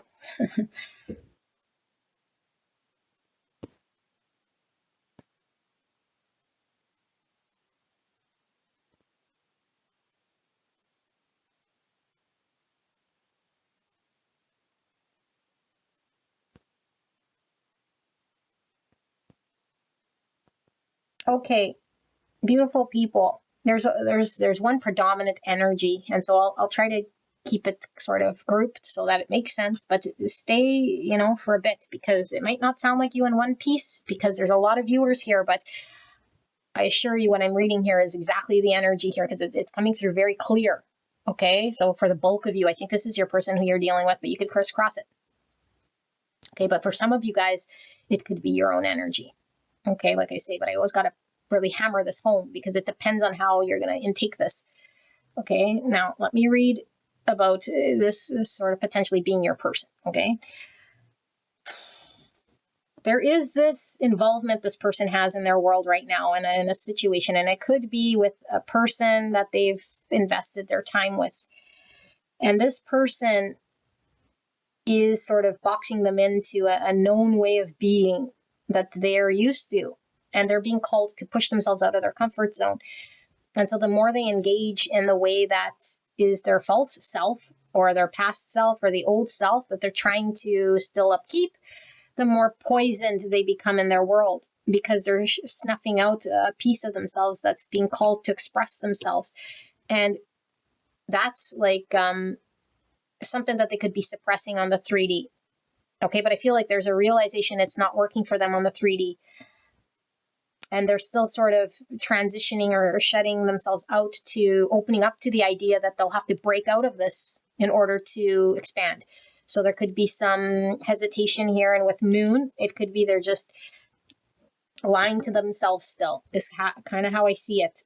But at least they might have saw a glimpse of it or an understanding of it. And so instead of taking action, it's like, I'm going to, sleep and hope it goes away. And when I wake up, that I don't have to take action, which obviously isn't going to work. And it's going to catch up to them, because they can't sleep here forever. They got to address their emotions. And what the divine's trying to get this person to do is wake up from this sleepy state of where they're at, which could have served a purpose, whatever connection they're at to this divine connection, for sure. But more than the divine connection, there's this divine purpose. And the divine purpose is that this person is being called to wake up this contribution they can have to the collective if they tap into their purest self. But they have to break from social norms, understandings, and be able to express their authenticity. Then their original self comes through and their purpose comes through. But they're too 3D, looking at the world they're in and the connection that they're in, that they're sort of snuffing themselves out. They have to break out of this. And so they might just be not taking action, not wanting to open up, and not trusting that the divine is trying to get them to do this, guiding them, giving them signs, symbols, synchronicities, dreams, saying trust, surrender, get out, break out. There's an authentic part of you that needs to be expressed, but you're pretending. And so we're trying to open your eyes to this. So you're all confused, but they got struck with the lightning here, and it's like the realization, but whether they're immobilized or turning the other way and poisoning themselves with the repeat action because they're stubborn and not wanting to see the truth, but they're needing to deal with the tower in their world, 100%. Okay, and this person might be going through this healing dance, and so they might be, still not being honest or expressing their truest, authentic 5D self. And the 5D self knows that they want this 3D self to align themselves with the more authentic, purest version of them. But it comes in sort of dealing with many towers until the false self falls away, and that all that's left is the truth. And that they come out of this poison sort of connection or situation and ascend. So through a process of healing, so that they could be workable in an energy that can come together in this connection with you. Okay, but it's a process, and you might be mirroring this person with that. And so that's one camp. The other camp here, which I feel could be your energy, is that you are waiting for someone like this, potentially, or a version of someone who might just be distracted or like, I don't know, with poison the devil, and didn't show up. Maybe you had connected with them as your twin flame because you had to do a lot of die-offs. Maybe you had to get rid of a lot of addictions or distractions, and you had to become honest with yourself and say, well, I do feel like I can't lie that I've experienced all of this awakening and all this stuff, but I got to lean into my truest self and see, and I cannot lie anymore. And so this rat is eroded all your sort of confidence in this person. Too much time. You have to deal with tower upon tower disappointment. Potentially this person wasn't being authentic or expressing or taking action. So you have to take action. So you're healing and you've been trying to find balance, healthy boundaries between you and this person. I think you have to break out of this person's world in order to, I don't know, date again. And so you're involved with another person or trying to date again or see if you can have a world outside this person. Because what are you supposed to do? Wait around for someone who's not ready or involved? And so I feel like Spirit is saying this process is divinely guided. Trust in your intuition. Okay. And this doesn't mean that the 3D world is always going to reflect what's supposed to be happening as a result of what's happening in that moment. Because in the moment, it could be that you're having to experience another connection or another situation that allows things to move.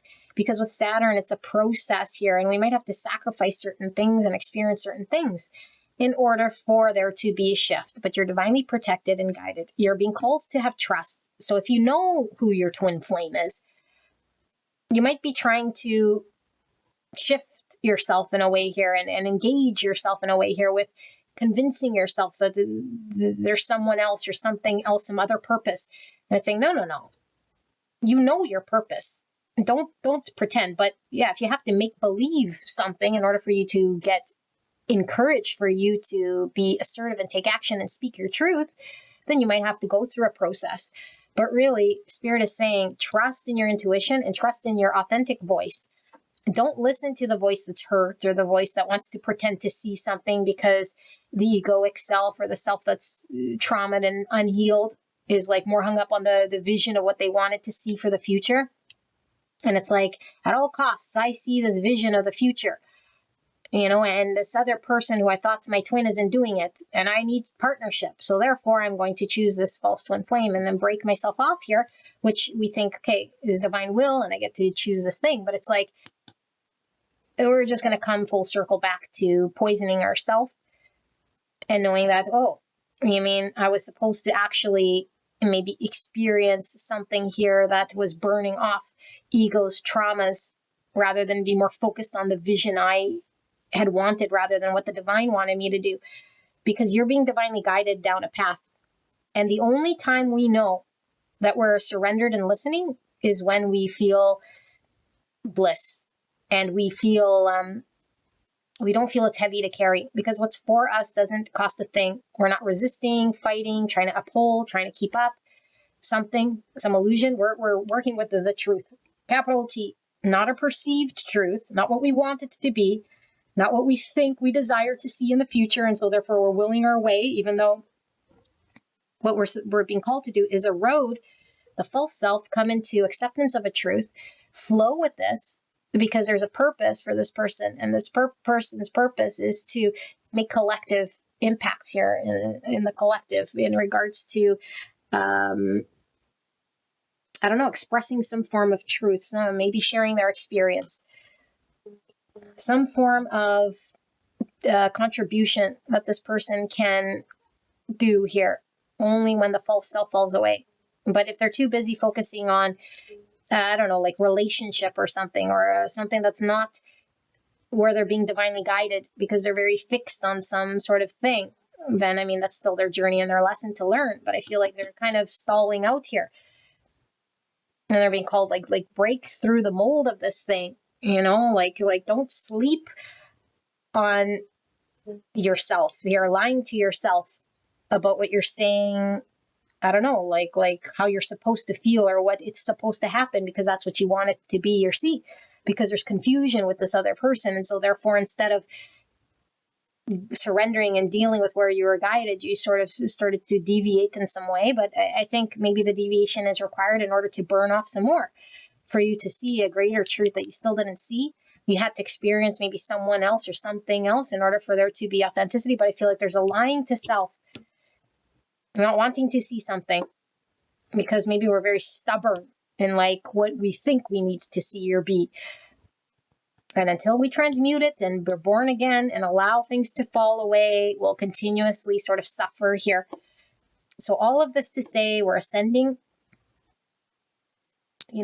So I feel like if you resonate with the back end of that message, you being that person, you might not see that you're sort of lying to yourself, but I feel like you want to grow and you want to ascend. And so this is the only thing you sort of have control over, because part of you is, I don't know, like seeing something here and you're make believing that it's providing you some form of happiness or something, and Spirit's just saying, like, allow yourself, like, if that's your 3D wish, allow your 3D self to come into balance with your 5D self.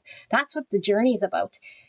But you're too fixated on what's happening in the 3D at the expense of the ascension, at the expense of the growth of something here that might seem like it's more painful to deal with. So you're wanting the short-term gratification or reward. I want to deal with someone who's going to do this or blah, blah, blah. And it's like, okay, but I get it. And you will, but you're just going to stall out a greater experience. And so your 5D self is pushing you outside of this, saying, let's not focus so much on the thing that you're seeing with your eyes in the 3D world of people and, shared experience. Let's Saturn energy this. Let's push it out so that we can really do it right and lay the proper groundwork, really deal with truths and not traumas, not what we want things to be and see, because we're going to go back full circle. And so even though it's part of our journey and we're still always learning, I feel like we may take longer to get there. And now we're, I don't know, involved in like 3D things. That's like, oh, you mean I still ended up back on the road of having to heal myself, transmuting energy and seeing my authenticity? Yeah. Because instead of doing that, what you were called to do, maybe with your official person here, with your twin flame, you shortcutted and you went to this other person, which is still trying to get some sort of outcome that you wanted to see here because there was too much confusion. But it's like, no, the confusion was what you were divinely being guided to call through, to deal with towers, to see your true self, to erode the ego, to find your truest form of expression so that you can find your purpose in this world, which is greater than whether you can bone somebody. Do you know what I'm saying? And so we need to break out of this matrix, this social construct belief that someone else is going to make me complete, or that I need this relationship in order for me to have whatever it is, because that's the belief that we carry that we're having to break out of, okay, with Aquarius energy. So I feel like we're stuck in Hierophant and we're being called to be Aquarius, okay, like Tower energy, break out of this. And so we have to see through our own deception, through the social constructs and beliefs of some outcome we wanted to see. And that's the only way to ascend, to get a higher level of consciousness. And why? Because your 5D self is telling you, sorry, I just switched it on you and saying it's you, but I do feel it's you for the other person I'm reading. Your 5D self is telling you, see, that is the alchemy that you're producing here so that you can really be reborn. Then your real partner here comes in and the real purpose here, the real truth comes in, very solid. You can express yourself from an authentic place. You're born, you've transmuted, you've done the work, the alchemy with the energy, then you get your wish and your star. But you're kind of like, like in this 3D sort of energy of, not heeding the calling of the work here. And there's a lot riding on your true authentic expression. And it's not what you think you truly want in the 3D. And that's where there's that disconnect. What does the 3D self want? I think it wants very, Hierophant, superficial outcome, is, if I got to be honest. And what does the 5D self want? 5D self wants there to be Saturn energy involved in transmutation, ascension, greater level of consciousness to align with the truth. So that's the greatest form of truthful expression can be explained, not the perceived truth, but the great truth of who this person is to be expressed. Okay, but this takes work. And this opening up is like having to see parts of our subconscious in order for there to be work done, healing done, release done, trusting the divine, surrendering, following the divine, even though we might feel stuck at times. It's like, just because we feel stuck doesn't mean it is stuck. It's part of the process. And so we just got discouraged, or we felt it didn't feel right. And so we kicked back to some false twin or some other partnership. But it's like, no, we're kicking back to the Hierophant, the social norms. We fell back into old patterns. Okay, we're still stuck in some sort of, I don't know, like fixed way of dealing with things. And Spirit's saying, no, we're here, okay, especially twin flames, here to be like waymakers, okay, pioneers, raise the level of consciousness here on Earth, to change the level of conscious awareness to the collective. And we could be selfishly sort of not doing the calling. Okay, and you might think, well, I don't want to do the calling anymore. It's like, okay, well, then you're going to be hitting some road again, some roadblock again, because you're really being called by your 5D self to get to this level of transmutation. Or else you experience suffering, same things you don't like. You have to break out of that. And so something's very frozen and stuck here. And I feel like it's a mindset and a stubbornness. So we have to work at it. Okay, consistent Saturn, work at it. Like address the what we don't want to see. Okay, and so back to the first person that I read here, first camp. Anything else Spirit's pulling through here with that? Yeah, I feel that person is still, like lying to themselves and being called to break out of that Hierophant. And so the Hierophant could be a marriage, could be a way of life that they're stubbornly fixed to, and they're not, they're pretending and lying to themselves, but every day it gets eroded, that belief, until there's nothing left there, and they have to deal with the truth. So eventually this person's going to have to deal with what's left, because they're too being called to take the sort of truth, to speak their truth and their peace, so they can come in balance with you and do healing and see things differently. Okay, so let's now pull next move. Oh my God, Spirit. So we got the two camps here. Hopefully it becomes very clear who's next move, and that I can channel this for the viewer. Pile number 2, person they came here about. We're looking at the next action, the next move in this connection. Clear and concise message for the greatest and highest good of pile 2. Pile 2's person's next action, move in this connection towards pile 2. Spirits, please help me to channel this clear and concise message. Please protect me and the viewer as I channel this message. We have 7 cups in reverse, 5 pentacles in reverse, the lovers in reverse. That's Gemini energy. Queen of Swords in reverse, more Gemini, Libra, Aquarius. Why is this 5 pentacles here, Spirit, in reverse?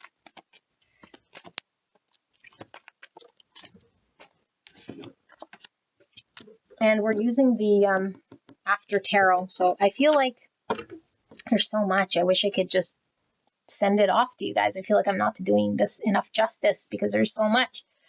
I feel like if you resonate with this connection, because it could be blended energies, you and your person, okay? Yeah, it could be. Okay, or you could just resonate with one or the other part. But I feel like this connection's gone through an experience together with the after tarot. It's like, I feel this connection's probably, oops, oh my goodness, parted. Okay, manifest, dream deep and ask for what you want. Yeah, and we can't manifest until we've transmuted unhealthy energies and become this great alchemist here, okay, the master magician. And Spirit wants you to manifest. Your high self wants you to manifest. And same with your person's high self. So they're stuck in the 3D, pretending to be in this Hierophant energy, marriage, whatever they're in. This mindset, this stuck thing, stubborn, okay? But they're being called to manifest the greatest version of themselves. And here's the lover. So it's blocked path of this union, of this coming together, until we can manifest from a clearest state of consciousness, from the high 5D self. If we're not on the high 5D self, then the manifestation becomes more of the 3D self, things that we've been already seeing. So therefore, this person is being called to deal with what needs to be dealt with so they can manifest clearly. Okay, but what I was saying was, because we're dealing with the after tarot, this is all about a connection that is at a state, I think, now where they're separated and they're doing individual work. Okay, individual work, because things are really stuck is kind of how I feel on their own. King of Pentacles. And under the King of Pentacles is 2 cups. Yeah, like it didn't come together. Okay, let's see what we have. Strength in reverse, Leo energy. 4 cups. I was going to say 5 cups. 6 swords in reverse. And the Page of Wands. Let me move it down because I know I get glare and you guys can maybe see better if it's over here. Let me see. Is that better? Oh no, this camera. Maybe I should go back to my old one. You just got to fix the lighting. Anyway, let's put it over here. Oh, that feels weird. Okay. So I know we read the 2 camps and bless your soul for sitting through all that. And it could be blended energy. And that's why you're here. It's like, hey, that was me and that is my person, you know, but I feel the one for yourself might be hard to see because I think there was great truths there that you're not wanting to see, that in denial. But either which way, whatever I'm reading here, doesn't matter which group, it doesn't come together, and it doesn't come together until we alchemize and become the master magician of the manifestation of what the universe and the 5D selves need to create. This connection will be blocked. Okay, but it's a destined connection here with the lovers. This pathway will open up once what needs to be done is happening. And I feel like there's great emphasis here on commitment, reliability. Here I see the bull, more Taurus energy coming through very strong. Okay, it was coming through with the bull here. And I feel like the bull is really coming through, aside from it being Taurus, is like a stubborn energy, but I need to deal with the truth.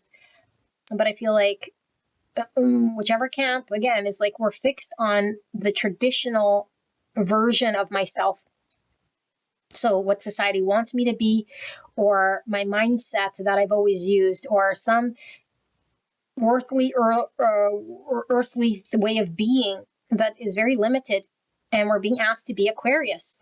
Like think outside the box, like break out of this, like have a different perspective, and so open up this universal magnitude of infinite abundance, you know, because that's what both people are being called to engage with. And it's scary sometimes because all abundant, infinite things are scary. So we stick to what we know, you know, but it's like, no, like we have to trust the divine is pushing us outside of our comfort zone. So I feel like your person, the first person I was reading, could be stuck in some sort of marriage, you know, some form of committed situationship, very stubborn here.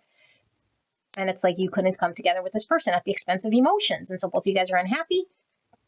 And it's like this person is like having to look at their emotions and like choose wisely. And it's like, I didn't choose wisely because I was too fixed on my earthly way of seeing it.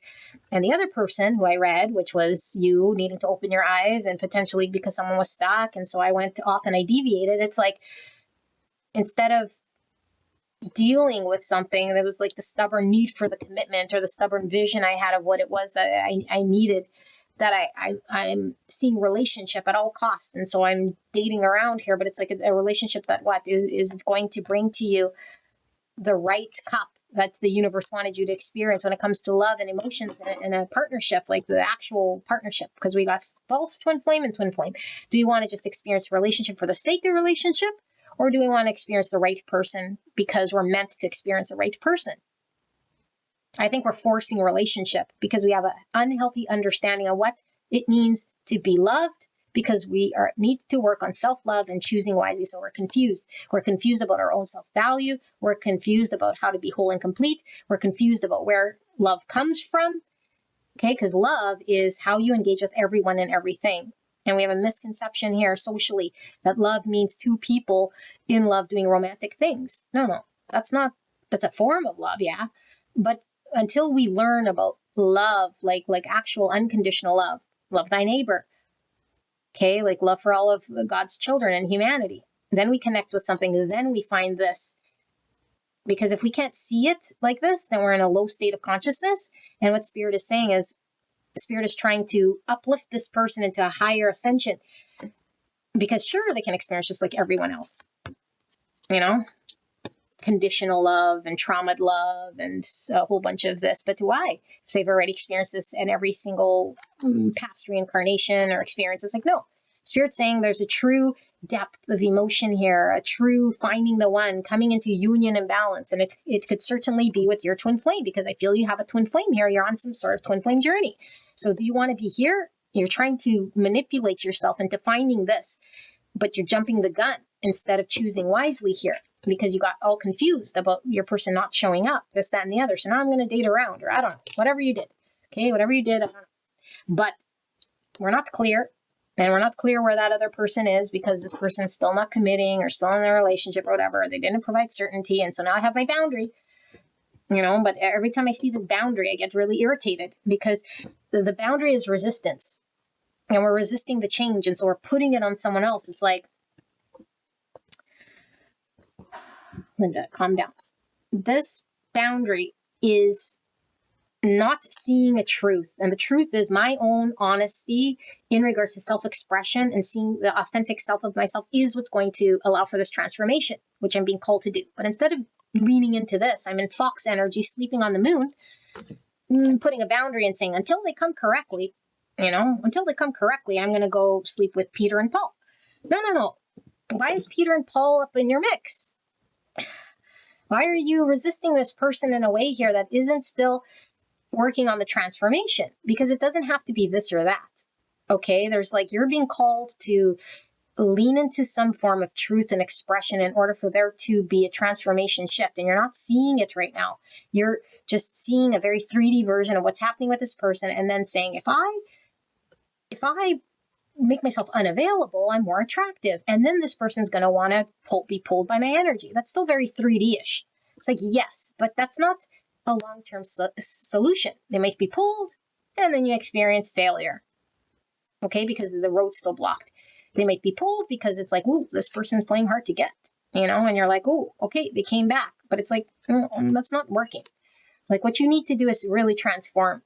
And that takes a lot of shadow work, transmutation, and trusting the divine. So if it means I don't have a connection here, then I don't have a connection. I got to do the Saturn energy because I trust that the divine is going to bring the right person for me. I'm not going to force it. I have to see the great truth and not the truth I want to see, which is Paul and Peter. Okay, so Spirit's trying to get you guys out of 5 pentacles, whatever camp you fall in now here. And this requires us to lean into the courage of trust and surrender.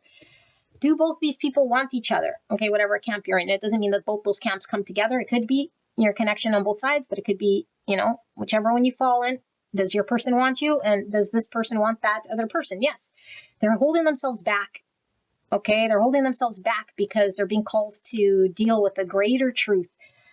And so I feel there's been a lot of rejection and disappointment here when it comes to the person you actually came here about. It's that person just took your love and spilt it as far as you're concerned, or doesn't want you, or doesn't care about you, or just took you and made a mockery of you, or is taking you for granted and just boop, doesn't mean anything to me. And that's how I see them. And so now I'm all boundaried up, angry, upset, or resistant, or needing to heal from that. And I can't take them back. And I have a whole slew of reasons, which I need to work on. And I need to work on this because they'll continue to fester and they're just keeping alive the me that the universe is trying to burn off. Okay, let's not add to that version of the self and the understanding. That's the social view that's trying to go away. So you see it as this person who is acting in a way here that's a reflection of you, and it's not. It's the other way around. This person is not reflecting to you your worth.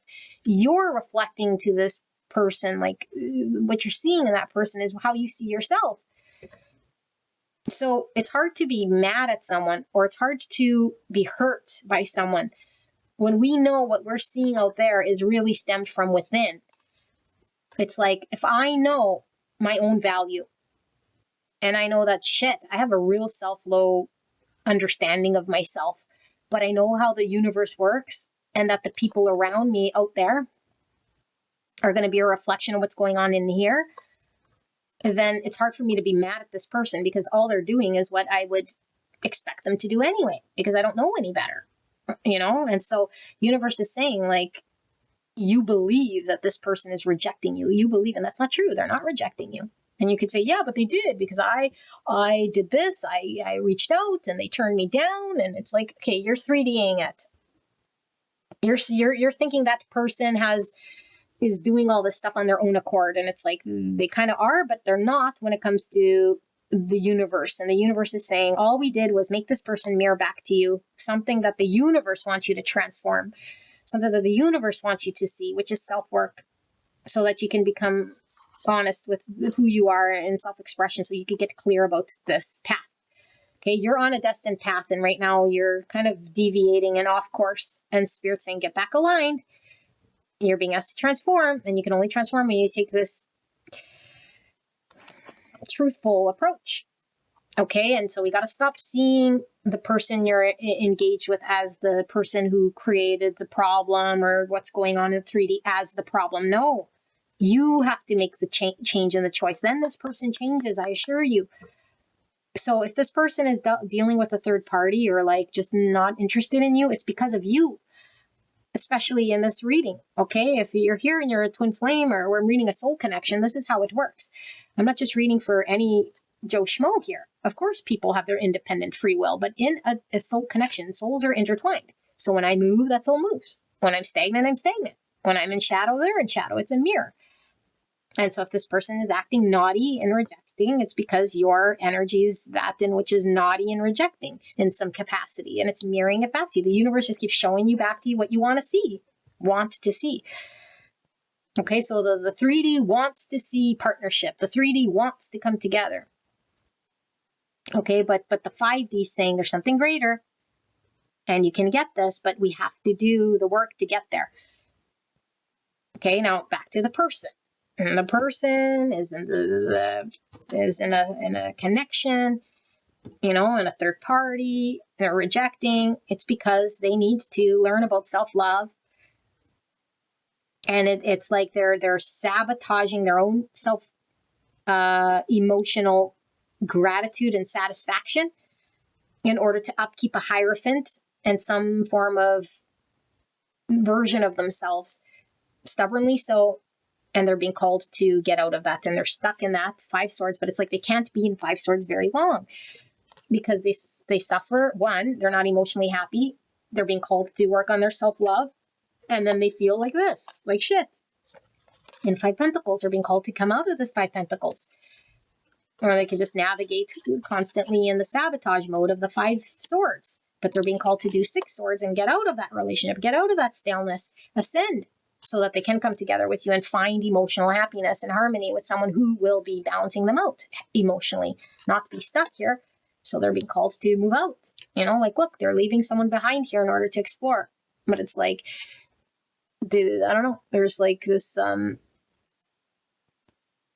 I feel there's a transition here. So depending where your person is energetically, they could be amidst, slowly navigating away from home, away from Hierophant, in order to explore this connection, but still, like they doesn't seem very happy about this whole thing because there's still uncertainty potentially.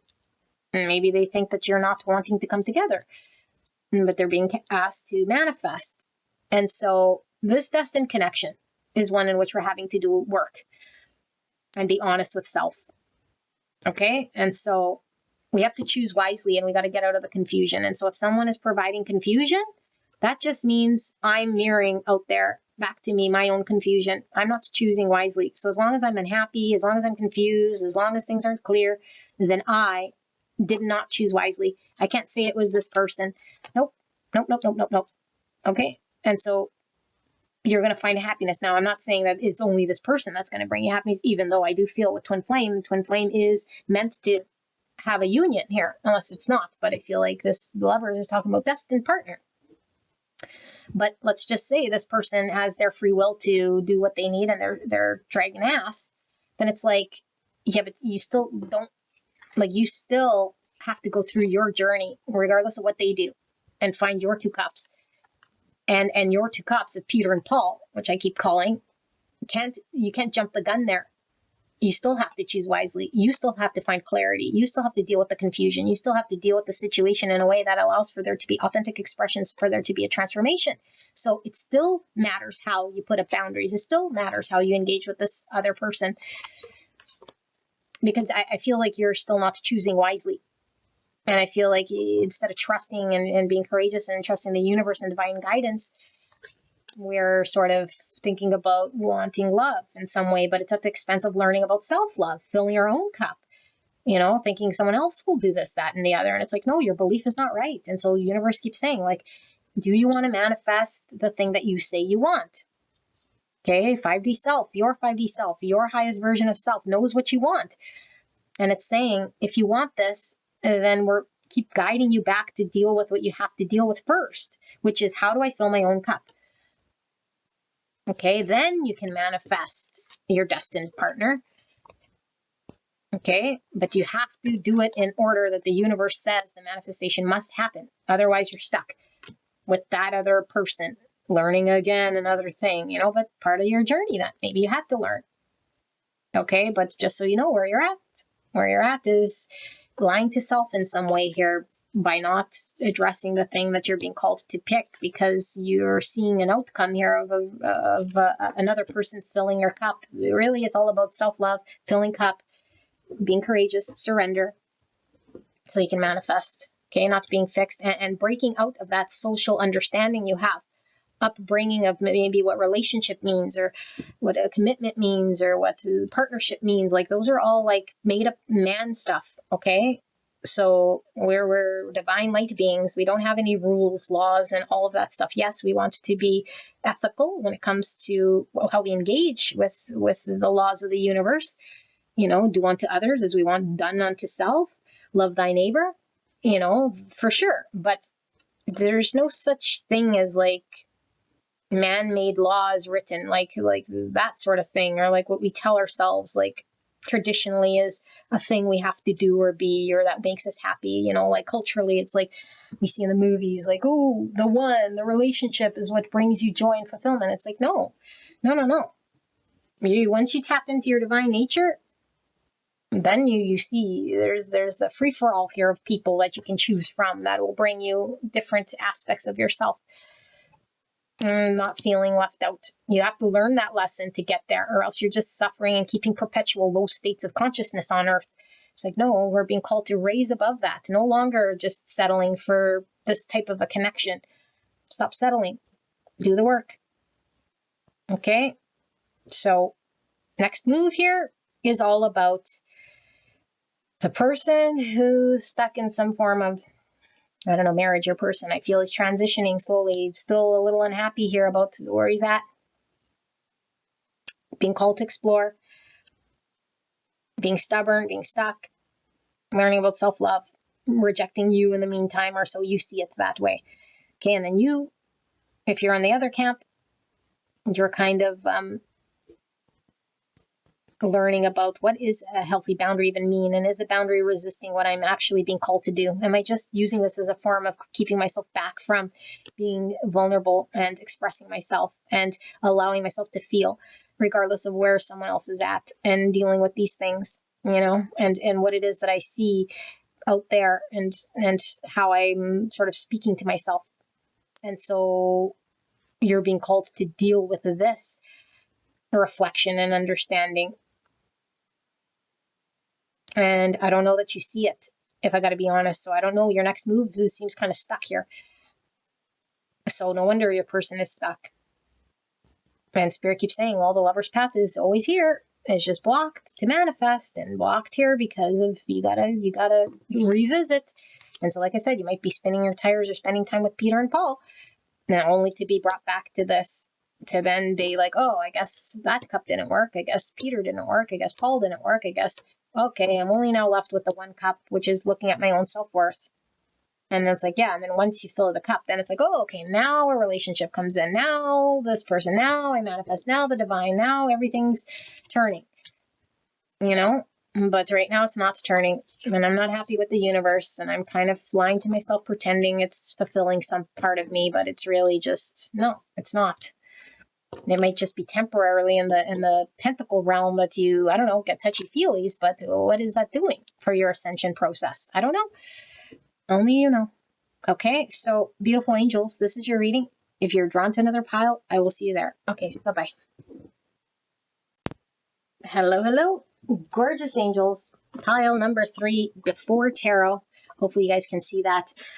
Oh my goodness, these readings. I really, really pray and hope to Spirit this isn't so crazy convoluted. And they're all so convoluted, so trying to keep it very clear here, but energy is never very clear when there's so many layers and we're doing a reading such as this. Okay, so I do ask you go back to the disclaimer, listen to the beginning if you haven't, okay, because these are very unique messages pulling through. Okay, and what we're looking at is the person on your mind, the person you came here about, and what it is that they think they want with you in this connection versus what they're actually wanting. And they might not know what they're wanting and needing based on their 5D self. Okay, so it's more of a 3D version of what they are conscious of wanting. And then the 5D self is a deeper knowing of what they need and want. And so we're kind of looking at these two energies. Okay, and so the left hand might not know what the right hand's doing, meaning I'm so much in the 3D program condition that I don't understand what's going on in my subconscious. And so my subconscious self might be driving another agenda through way of sabotage or through way of whatever. I don't know. Okay, but that's what we're going to see. And so this could be flipped, meaning it's your energy and not your person's. It could be blended, you and a person. It could be a whole bunch of things. It could be your 5D self coming through with a message for you. I don't know. Now, what I did say in the beginning was that we were going to look at next move. Okay, and so I've been doing the next move in the reading, but I don't know if it's too long, then I'm going to just kick it out to an extended for you. Okay, depending on how this goes. I'm going to try to get it in here, but the next move, could be, I don't know. We'll see. Their next action, their next move. Okay, so let's take a look. No more jibber jabber. Presence, 32, number 5. The energy of presence supports our ability to focus our full attention and stay in the here and now. Okay. We have slimy, number 2. Okay, so 5 is about challenge, conflict, loss, and rebuild. 2 is about choices, duality, balance. Slimy is obviously speaks for itself, but all these frogs could be talking about healing, releasing, cleansing. And we have suppression of a star being by hands unworthy. And look at all this green. So green is unconditional love with the heart ray, or green ray with the heart chakra. But I'm kind of getting ugly energy by this gooey slime and these green zombie-ish hands or whatever. Suppression. Oh my goodness, because you see a star, which is Aquarius energy. So we have petrified. So petrified is being scared. Is that where we turn into stone too? Frozen? I see a sword and a reflection, and look, she's green, and she looks like a scary zombie in the sword, like this green. I see zombie. I don't know. Zombie's green. The sword can talk about expression or truth or acting in truth, talking truth, seeing truth. Could be about our thoughts. Okay, and then we have Mirage Arcane. This is giving me Fred Flintstone, but it's like this cave that turns into a house. And it's evolving over time. So we live in a cave that turns into a house. But a mirage is nothing but an illusion of something that we might see that isn't necessarily there. Okay. We have void, just a blank card. Wouldn't it be great if we just designed a whole bunch of oracle cards and put nothing on it and made a whole bunch of money? Void. So notice this void is white. Okay, and white is the pure self, conscious self, whereas the dark, if it were black, then it would be the shadow self. But the void is like some sort of no man's land. Okay, and we have 3-3, increase your frequency. Higher conscious awareness. Increase your frequency. Okay, higher conscious awareness. I like that. We have the moon and Chiron, number 16. So 16 is tower energy, which is about the falling away of illusion. We were talking about mirage. Okay, because the tower is something we upkeep by some sort of belief of having to keep it up. And only when we surrender and accept some truth does that tower fall or that structure fall. Because we let the thought fall or the belief fall. Yeah. one belief that's maybe keeping up your world right now that's not true, or that you're too scared to let go of. I say you, I don't know, this person. Chiron's all about healing. Okay, Moon's all about feelings, subconscious, emotions, feminine energy.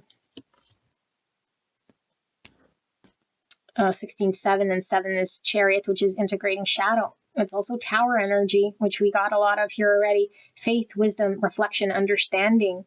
Yeah. So I'm kind of getting 9 swords from this, which is a lot of in the mind, reflecting, trying to come to some understanding, but we might be trying to use the mind for it rather than connecting to some greater level of consciousness to understand something in order to heal something in the subconscious. We have the Fish, which is Pisces, and we have another 16. So for pile 3, if somebody can put 1616 angel number, because I won't remember, what does the 1616 angel number mean? It could be significant in this connection. Okay, but Pisces pulling through also with the Moon. We have Cancer, Pisces, and the Fish could be like needing to take direct course of action and maybe feeling a little bit aimless. This could be also connecting to religion of Christianity. For some of you guys, it might resonate as a confirmation. Grieve, more Aquarius energy. We were feeling with, I don't know where were we feeling it. I thought we had a star somewhere. Yeah, star right there. So grieve, sadness. I need to grieve something. South Node, past. Something in the past. An experience here where we come from. 33 is a master number. That's about reproduction, creativity, humor, Christ consciousness, joy, and also about harmony. So I'm getting a lot of the thing of the past that's built and erected today needs to be looked at. But I feel there's some form of sadness in deconstructing this because of some fear or some belief we have. Okay, compassion. You're being asked to be kinder to yourself, to give yourself a break instead of being a taskmaster, a bully, and a horrible friend. Be a loving comforter who always has your back. And we have poised, number 48. Or the number 12. 12 is Hangman, which is a change of perspective. Pisces, becoming enlightened, maybe having a period of pause, having to reflect. Like we said, 7 really pulled through with that reflection, understanding. Okay, this thing, spirits, I don't feel is as crazy as the others. Oh my goodness. But I do feel it's your energy. But let me sit with this, okay?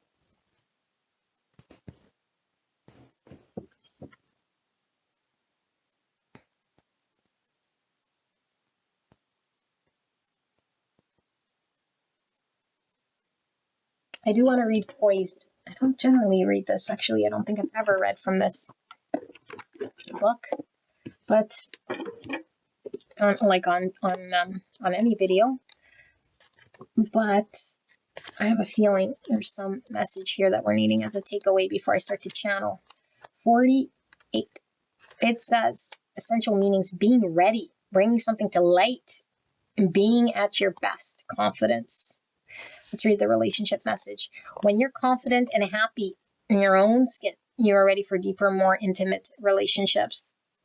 You have nothing to prove right now. You're completely yourself and can handle anything. Love, friendships, harmonious new connections are all present now and are coming in. You're ready to give and receive from the heart. This is a beautiful place to be. Follow the green. We're talking about unconditional love with the green ray, which is heart chakra. Okay, this is very clear message. Pile number 3, I'm going to read this like your energy because I do feel it's your energy. You can crisscross it if it's your person, okay? And if there's 2 energies coming through, I will indicate it, but it's predominantly 1, which I feel is you. I feel like you've gone through an experience here that you don't like. I don't know when it's happened, and it could be with the person on your mind, or that the person on your mind has triggered a form of healing that needs to happen. And so I think what you're dealing with here is an untruth. And an untruth is nothing but an illusion. But when we believe it to be true, we charge it and give it a lot of power over us. And it controls us. And so I feel like you're having a vision and a hope and a desire of what you want. And I do feel it's this connection because you're here. And Spirit wants to align you to that. But you have to go through a certain journey process in order to ascend, heal, and become readily available in your journey for this. Now, Spirit doesn't force you, so you don't have to do anything. But then that means you experience suffering, you stay stuck, you don't ascend, and you don't do the contract in which you were meant to do. And so you come back, fall back onto earth in your next lifetime. Okay, or you just become stuck and you complain and go from tarot reading to tarot reading. That's up to you. All I'm saying here is that you are a divine being that I think has experienced something very divine and destined here in order for you to wake up to a great truth. And the great truth, okay, is that you experience something here in order for you to see something higher within yourself, which is a higher state of consciousness. And it's a process. And we do have to be kind to ourselves, okay? And we have to be compassionate with forgiving how things happened. And so if we cannot be kind, forgiving, accepting of, and compassionate and unconditionally loving to someone else, it's because we can't find it within ourselves to not judge ourselves, to not be kind and compassionate, to not see past certain things that we're suppressing. So I feel like there's a suppression here of a version of yourself that is wanting to come out. And so you'll forever be kind of floundering, okay, until you tap into what that is and do this inner work. And so inner work is a mixture of having to do masculine and feminine healing approach, okay, because one version, which let's say feminine approach, is just allowing ourselves to feel. And so we cry, we go back to the trauma of, I don't know, when I was a child and I don't know, I experienced some form of abandonment or whatever, right? Typical experience or whatever. I was in a divorce and I was beat with a whip. I don't know what you experienced, but whatever it was, we process it through reliving it, forgiving it, crying about it, allowing ourselves to feel it. Okay, that's feminine.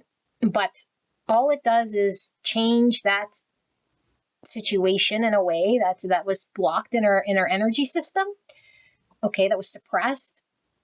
And it allows us to sort of deal with that energy. But guess what happens when we engage with another relationship or another person or another anything? We haven't dealt with the way that we engage and respond. We're still in condition and program. So now we find another person that brings the same trauma and it gets stuck. And then we cry and release and then it cycles. So we got to do the masculine healing. And what's the masculine healing? Is I am knowing myself, understanding myself from the mental capacity that I can observe through wisdom, but not through book knowledge just. Okay, it's not like through, I know myself because I've been living in my shoes for the last 46 years. No. Okay, it's like knowing myself from an observed point of view where I have no opinion or judgment of myself, but I can observe my unhealthy ways of engaging because I see when I get triggered, when I'm at the grocery store or when I talk to this person and they make a comment, I'm already on the offensive or defensive. That has nothing to do with anyone else except for your own way of reacting, conditioning.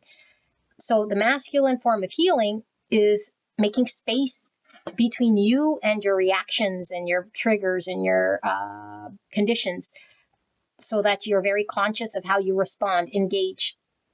Okay, and so now we don't allow more of that trauma to come into our energy center. So now we've done the feminine healing, we release, and we now know how to go forward and engage in healthy ways of responding and engagement without adapting those maladaptive ways that kept me sort of all those 46 years. I keep using 46 as a number.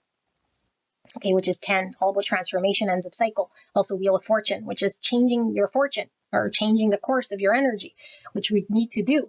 And how we do this is now we got to do the masculine and the feminine.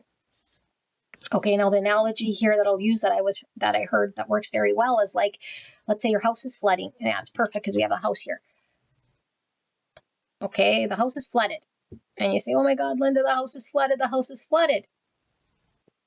And I'm going to say two things you got to do in order to get the house unflooded.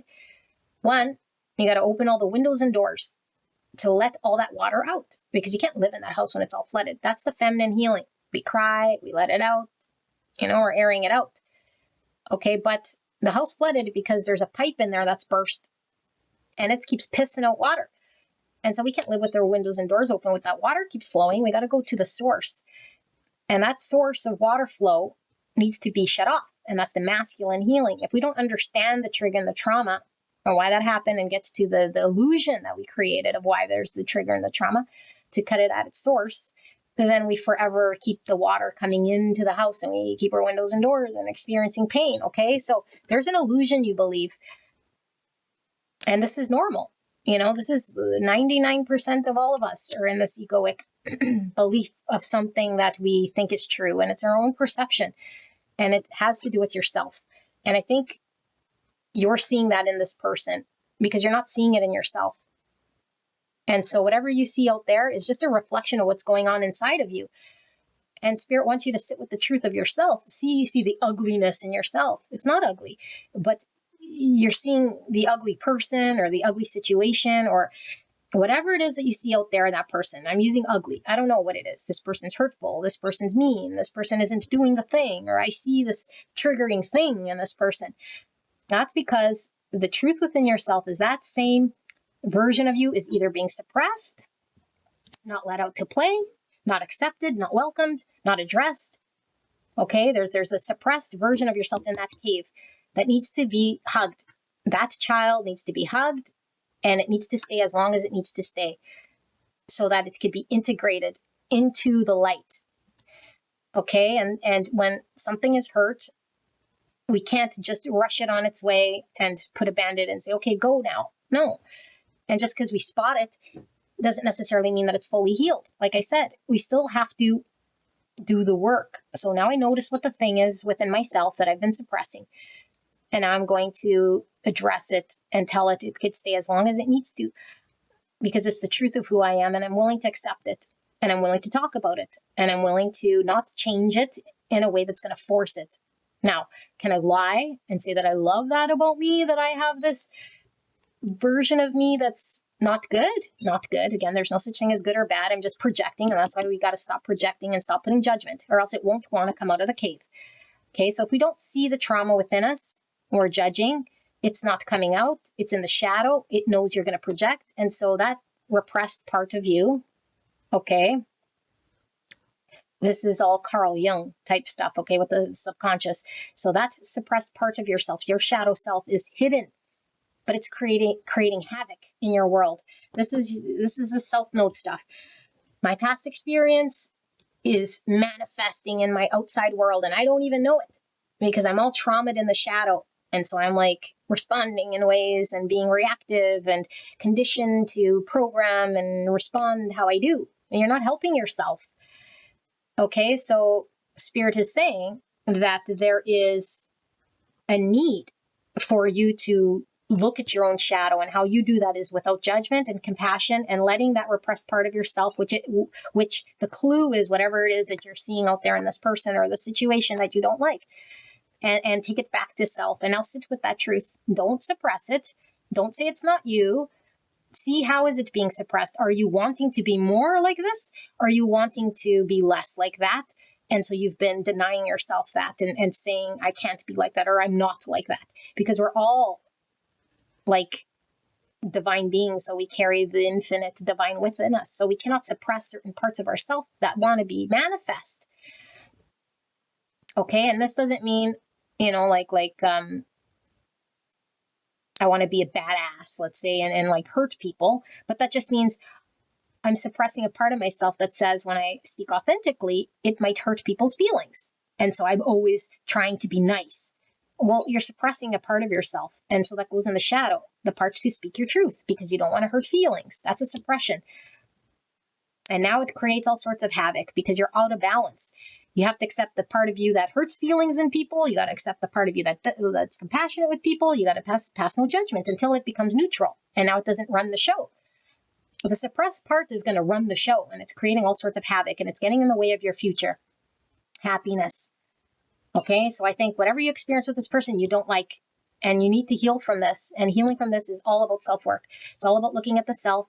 And so I think you feel, used or like it's a slimy energy. but we're projecting it on that person that they did the whole thing. And it's like, no, it stemmed from all within you.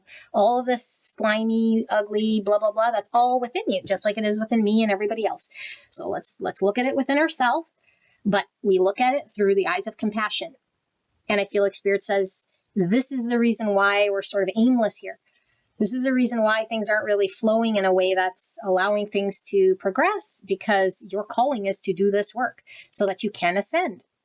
Okay, so you can heal past trauma, very deep-rooted stuff. And this will allow you to be very present. And present is dealing with the now moment. But we can only be in the now moment when we deal with what's happened in the past in a way that, like I said, lets the water of the flood out. Because how can I deal with the present moment if my house is flooding? I can't sit in the house full of water.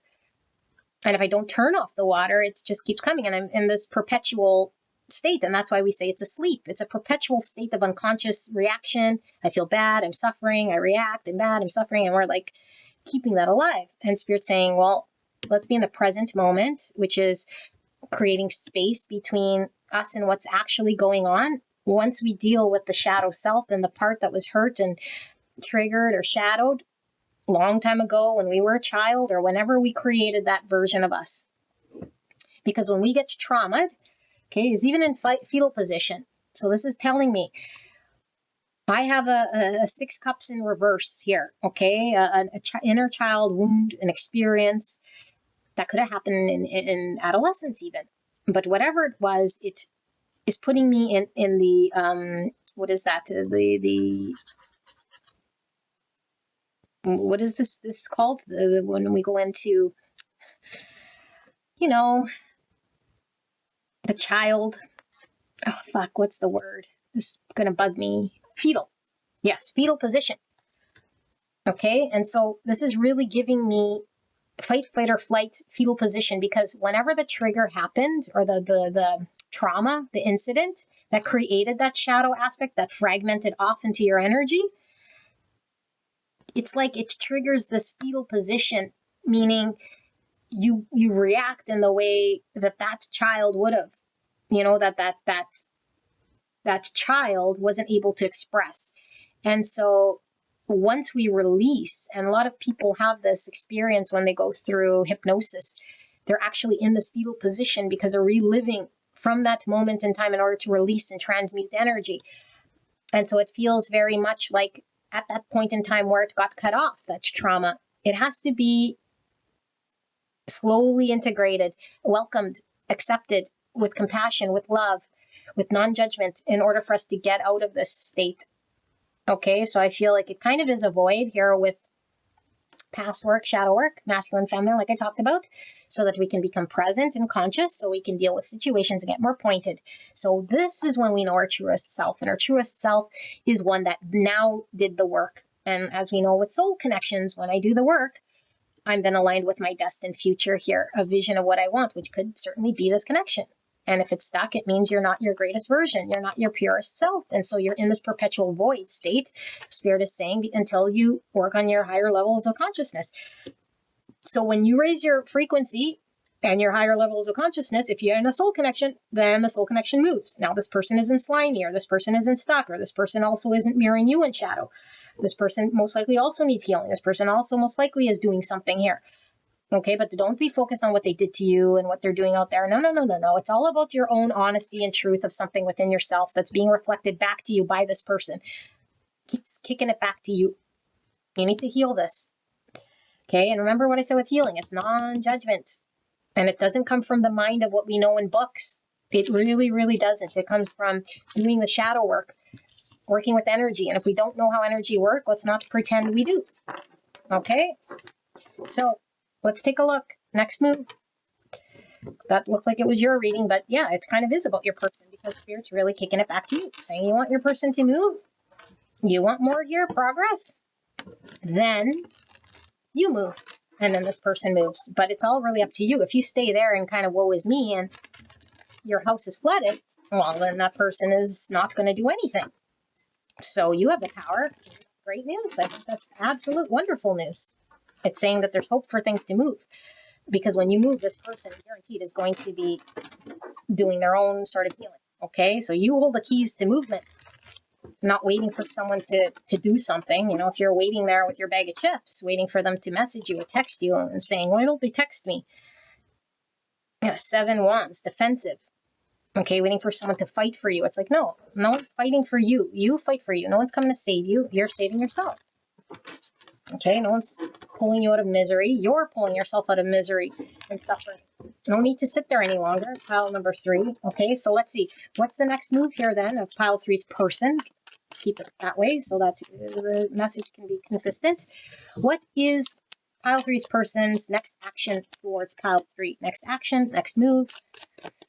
Spirit, clear and concise message for pile number 3. What is pile 3's person's next action, next move in this connection? Lovers. Spirit loves me today with these powerful readings. Destined relationship. What do we have? Unleash. Oh my goodness. Hold nothing back. Expand into the universe. Oh my goodness, I haven't seen that. Oh my goodness. But I'm getting all excited here. Look at these dancing cards. Yeah, hold nothing back. They're wanting an expression of their own. Gemini. Gemini is all about expression and words. Unleash. Okay, so beautiful angels. When we're in trauma, which I feel you are, okay? We might not call it trauma. We're in shadow and we're still acting out of subconscious because of what's happened and stuck. When we're in this, we cannot unleash a truth. We can talk all we want. We can express ourselves. We can blame. But those are useless words because they're not based in truth. Okay? They're not based in truth. I thought I had a truth card here. Do I not? Weird. Oh, yes, it was this one. Or is it?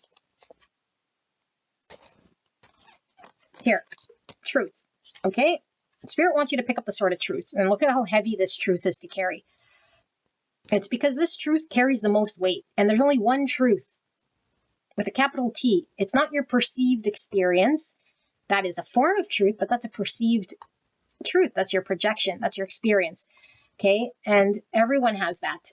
And all of us who have that have varying degrees of what the truth could be. That doesn't make it more true. But there's only one truth with a capital T. That's the universe. And so when we connect to a higher level of consciousness, we're more in line with the universe's truth, capital T. Not the trigger, the trauma, the slimy, the hurts, the Chiron energy, the cave, this. No. We're like seeing clearly now because we're in a higher level of clarity. We've unflooded the house. We're no longer in program. We've created space through time, masculine, feminine healing. And now I could see. And when I see, I'm able to unleash powerful words of truth because it's really the truth. It's not a hurt version of me talking. And I feel like Spirit is really saying this version of yourself that's more awakened, that's more conscious, is then able to unleash movement when it comes to this destined connection for potentially this person to see the choice in front of them. But you can't speak those words of truth when you're hurting. You can't speak words of truth when you're in program. The only thing you're speaking is shadow. The only thing you're speaking is the false self is talking. And the false self nobody cares about. I mean, you care about it, but it's an illusion. It's a mirage. You know, there is nothing to heal. Like really, the thing that happened to you is in the past. And so what's the past but just accumulation of mental energy in your mind that you're keeping up? This mirage, this trauma is nothing. But unfortunately, it's just paradoxical because as all spiritual things are, in order for you to see that it's a mirage, you have to do the masculine and feminine healing. But what are you healing really? There's nothing there. And that's why I don't really like therapy so much, because therapy insists there's something wrong with your mind. No. The mind is just what you believe it to be. It's all an illusion. You are a light being behind that, controlling the body. Okay, well, the universe controls the body, but you're that light being. You're an extension of God. And so you're not the mind. You're not your thoughts. Okay, so when you tap into that higher state of consciousness, now your words have bang power here, okay? You unleash that version of yourself. This opens up. This connection opens up. Page of Wands. 7 Pentacles in reverse. Knight of Swords in reverse. 8 Wands in reverse. Queen of Swords. Gemini, Libra, Aquarius. More words here. Lots of Gemini energy. And look at her Sword of Truth. right? What did I say? Heavy is the sword of truth. Heavy is the sword of truth, but here I am not picking it up, you know. Look at the angels. You're being divinely guided here. Hierophant in reverse, Taurus energy, and then the Knight of Wands in reverse. Okay, angels, what's next? I think this reading is probably going to be very helpful for the people who actually can connect to this. Okay, you maybe watch it 2, 3, 4, 5 times. I don't know. Okay, maybe it's not your time. Maybe it's over your head. Maybe, I don't know. But I feel it's going to help someone, because what it's helping is when you really understand this, you're going to get unstuck. It might take a little bit of time, and that's fine, but I think you're a sharp person here, okay? And what you're being called to do, and because this is next action, and this is really about you and the connection, is you are going to pick up that sort of truth so you can unleash movement in this connection so that it can happen. So let's get busy at it if you want to do it. You're stuck right now. Okay, you're stuck right now. And so Spirit is saying there's a big fat old block in front of you. And I think you're like, but this is the energy you're in, okay? Like, you're wanting to explore, you're passionate, you think you want it, and so you're like, but it's blocked. Like, it's blocked. Like that's a fact. And you're using some logical understanding. And it's like, okay, but that's the 3D version of a conditioned person here who's only using this mental knowledge as your thing. And then you're looking at the block going, well, it's a block. It is what it is. It's like, no, well, there's a higher state of consciousness. Like, look, there's so many dimensions here. Go around it, go over top of it. Maybe you could fly. You didn't realize. Maybe it has wings under there. Maybe you could dig a hole under it. Like, there's so many things here, but you're not understanding that. The only way you're going to see it is to raise your level of consciousness. Okay. And then what happens is that once you do this, you pick up this sort of truth, you allow the things to move, but your whole world here, I feel, is needing to be examined, because I feel like this is all about retreating. This is all about not confronting. So I feel like either your person ran from you and is nowhere to be found, okay, has blocked you out, or you block them, or whatever happened here, because you're being called to confront your past, and you're being called to turn the way you normally deal with your world here on its axis. Okay, this is about our lifestyle, our beliefs, what we commit to, what we value.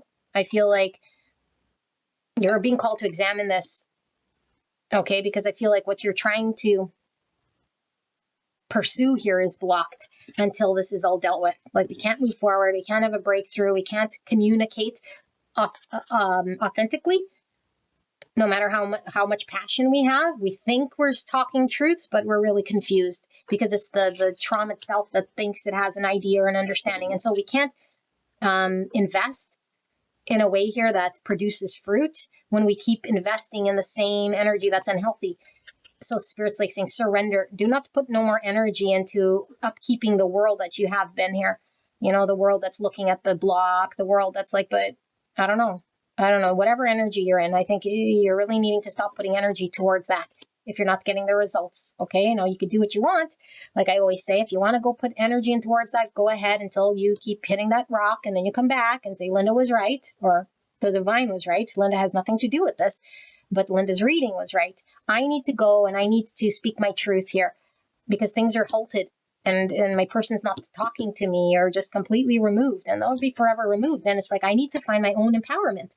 And you're being divinely guided to find your own source of empowerment. And so the truth's always been beside you. And you can always pick up this sort of truth. You can always do this work, whether you're wanting to do it or knew how to do it, or just, I don't know, admitted it or didn't want to see it.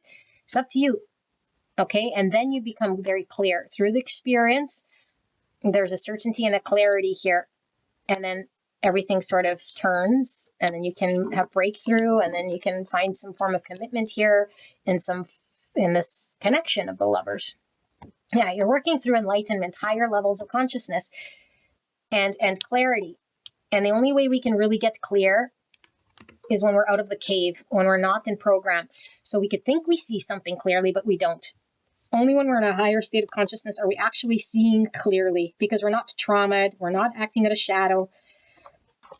And I feel like something about stability. So you want commitment, stability, you want something secure here with this person. It's not going to happen until we pick up the sort of truth and unflood the house and do the healing work here.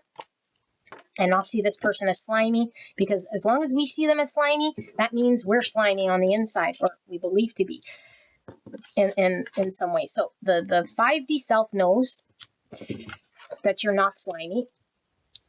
The 3D self probably thinks it's not slimy either. Okay, and I'm using those words because that's what's coming in your thing. But really what's happening is you got to believe to your core in order for there to be a change and a flow.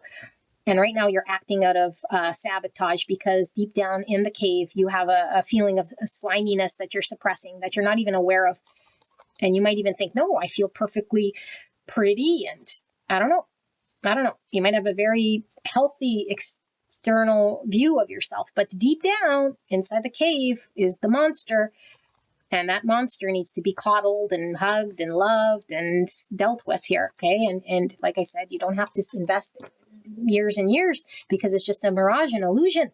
But some people spend years and years because it takes that long for us to believe.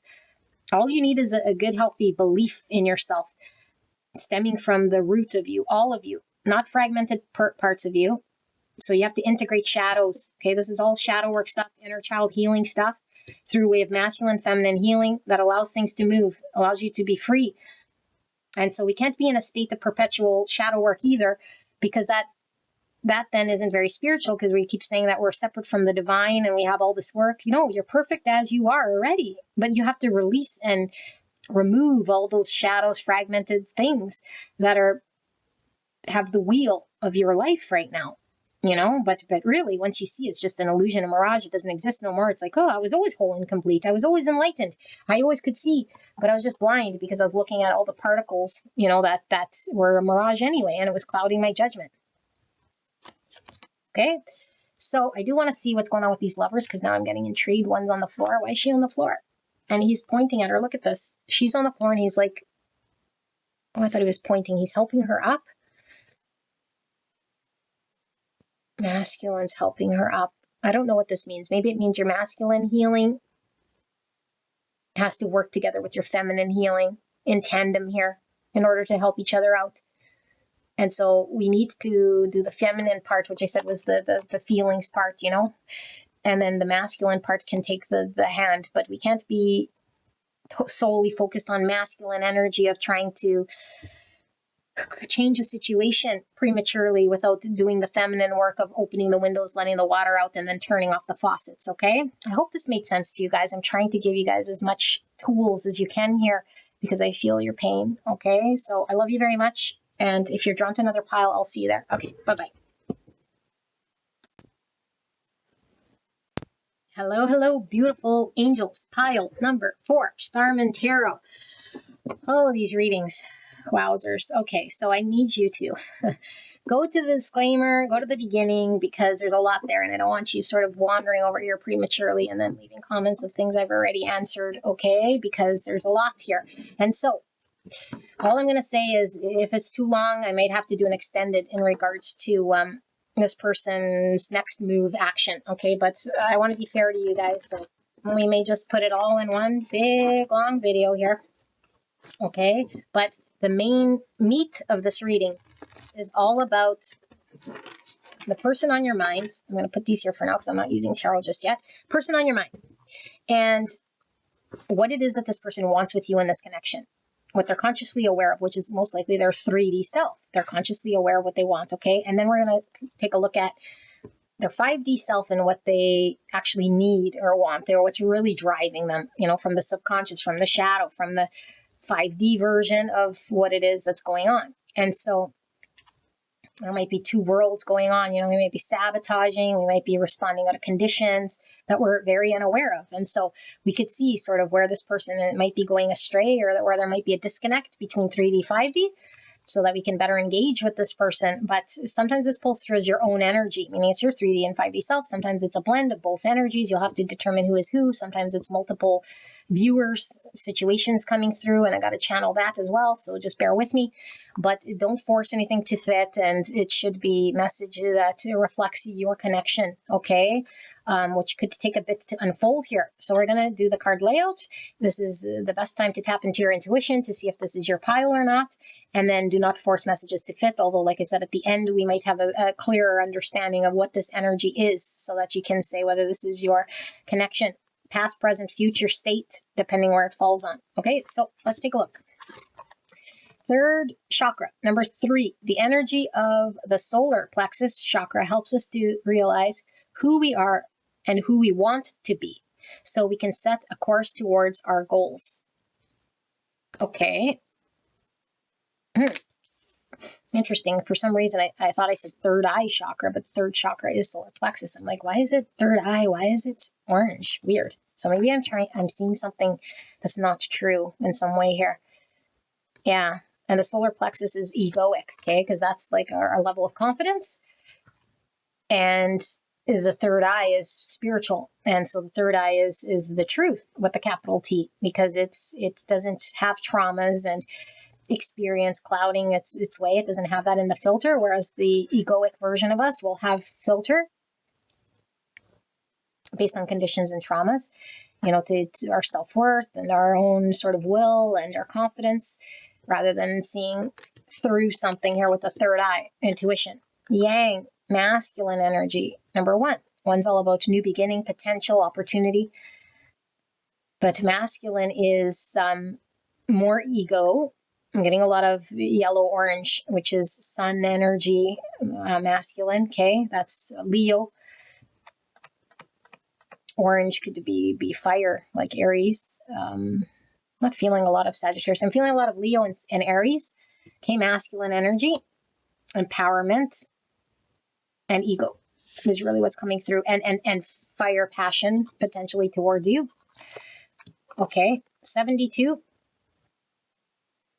Number 9, broken and hatched. So being reborn. We've got to crack open in order to be liberated. And I'm feeling this almost like wispy spiritual energy, like a download here. The third, I was getting third eye when I was tapped into that spiritual being versus the 3D being. So I'm feeling both worlds here. I'm being reborn, but broken and hatched could be 3 swords. So 9's about fruition, completion, fulfillment. It's also hermit energy. Know thyself, enlightened self. Okay, we have gifts from the past, 59. A compass, meaning direction. Past could be past hurts, past pains, past experiences, and more sun energy. So ego, masculine, enlightenment, a need for clarity. So we have stunned.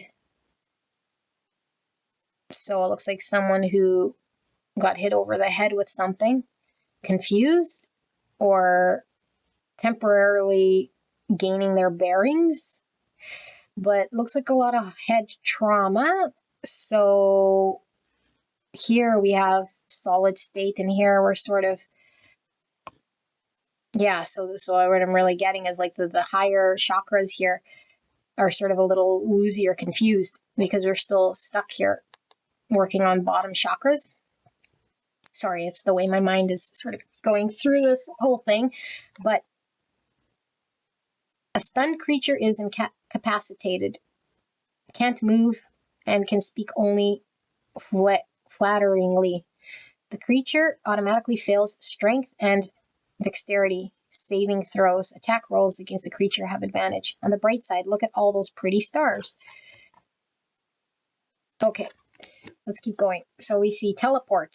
Oh, look at that person. And we see 3 little devils. So Capricorn energy, poking this person through this portal.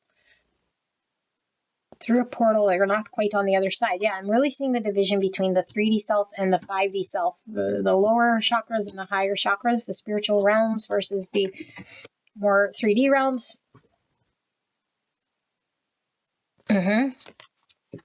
X-rays. So we see the circle and the square. 2 different dimensions here. Maybe speaking different language. seeing through something with the X-ray. Okay. More sun energy I'm getting from that round circle. So we have the Merkaba activation, ground, shield, protect with 3-3.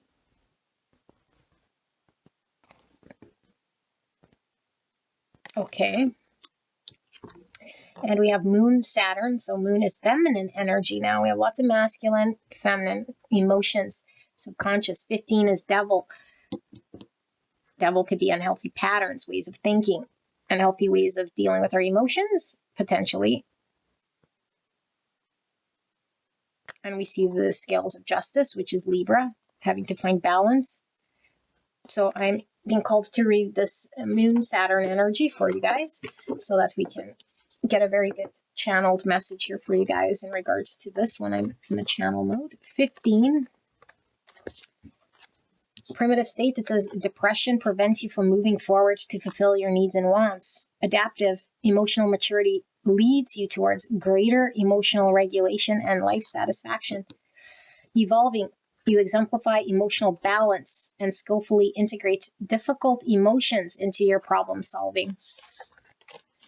So here in the inconjunct opposition square, it says in the primitive, you are locked in emotional pain. In its adaptive state, you are learning how to work with emotional pain in a productive way. Evolving through diligence and effort, you're becoming an emotionally intelligent person who is adept at teaching emotional intelligence to others.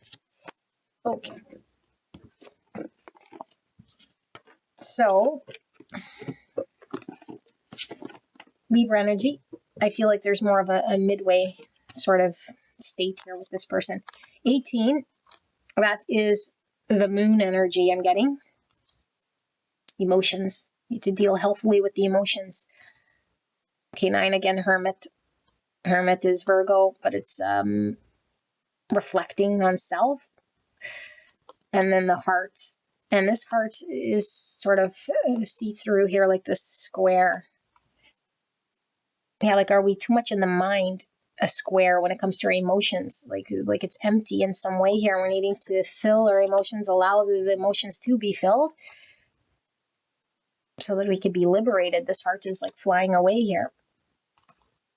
Okay, here's the Rat, 28, or the number 10. 10's about completions, ends of cycle transformations. Also Sun energy, which we were really getting from the masculine.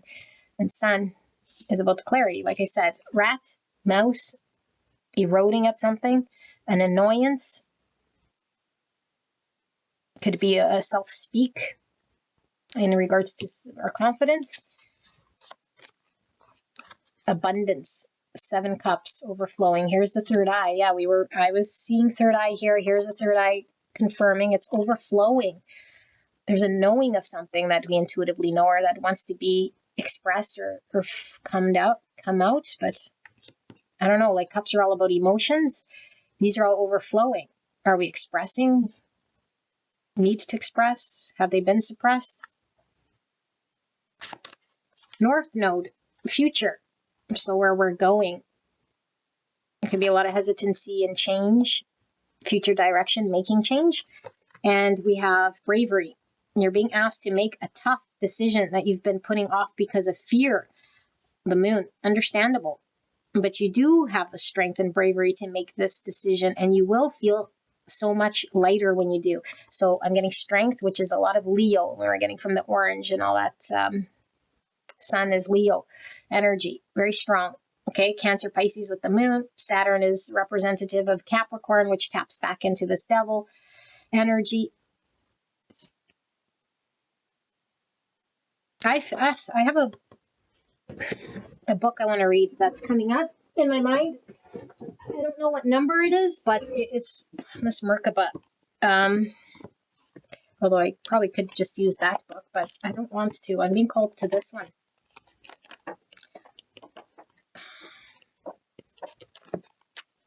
Merkaba healing.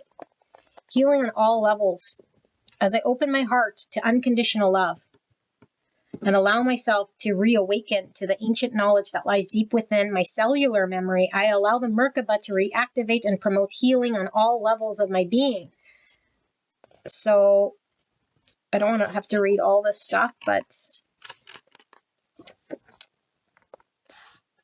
let's see what's important to us here. Practical application. When we perfect the use of the Merkaba, it will allow us to shift through dimensions and access information from our ancestors and prior civilizations and connect with higher realms. We will experience expanded awareness and elevated consciousness as we shift our vibration. By pulling this card, you allow this divine template to assist in healing on all levels. Reactivate the Merkaba consciously by envisioning. I don't know what that means. Envisioning.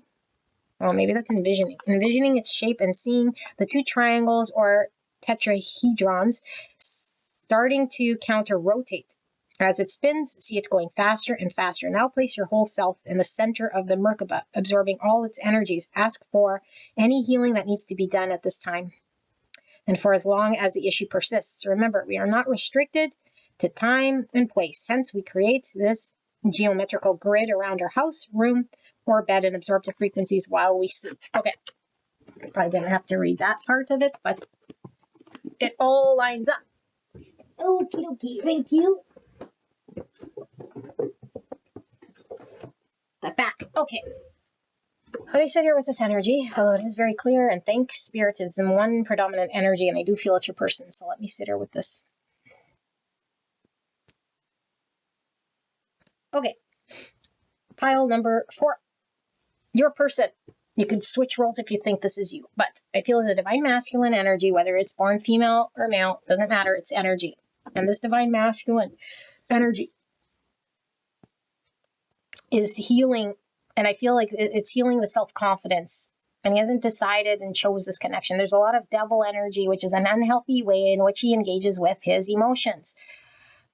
And so he needs to allow himself to express and feel. And it's all a lesson of unconditional love. And I feel like there's a self-speak here that erodes at this person's confidence or their understanding, which who knows how long it's been there.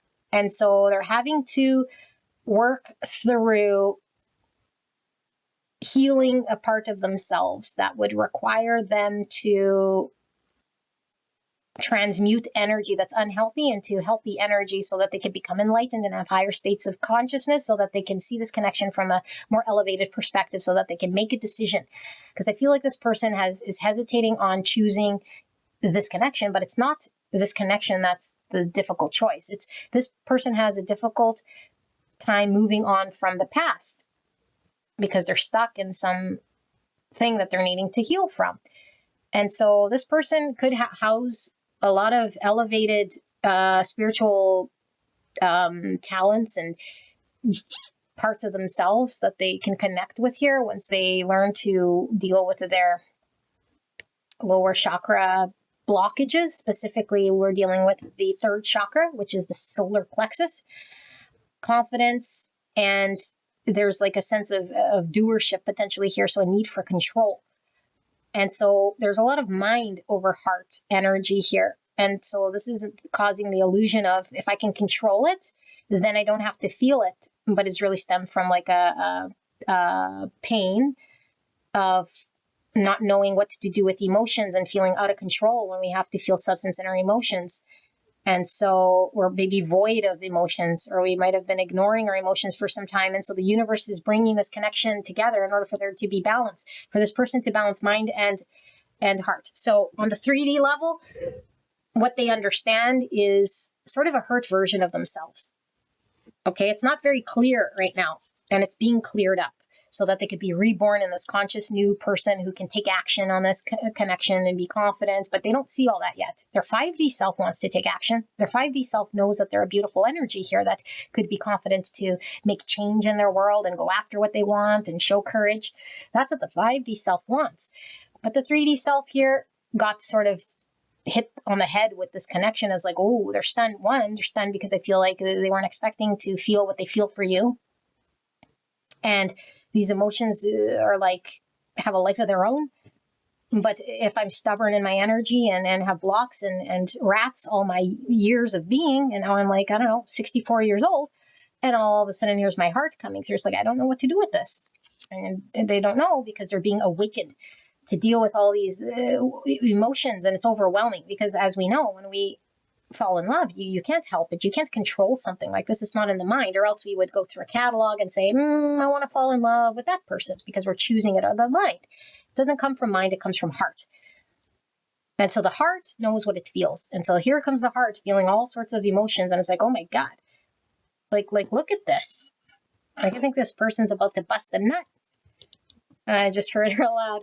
Like, this is like somebody really feeling emotions at all levels. And it's like, now I'm just like immobilized here. And I'm like just overwhelmed. Like, this person is just overwhelmed by the emotions. Because could you imagine having like a dry heart or an empty heart? Because I've always been control, and I've always, because this could be somebody who's quite cocky even, or really in control, or just, I don't know, good masculine energy, but had an illusion that they could control themselves. And now all of a sudden, like I'm like feeling this, like, what? Like, this isn't the world I know. I'm used to fire, and now I got to deal with water. Like, and the intuition here is overflowing. So I feel like you've opened this person's third eye of them having to see a truth and listen to their intuition. And now their intuition's like on overdrive, and all these emotions are just coming out and they can't stop it. But at the same time, it's like this rat still exists because it's conditioned to be there gnawing away. But I feel like this rat in this case is actually indicating a good thing for us, because I feel like this rat is eating away at this person's egoic understanding.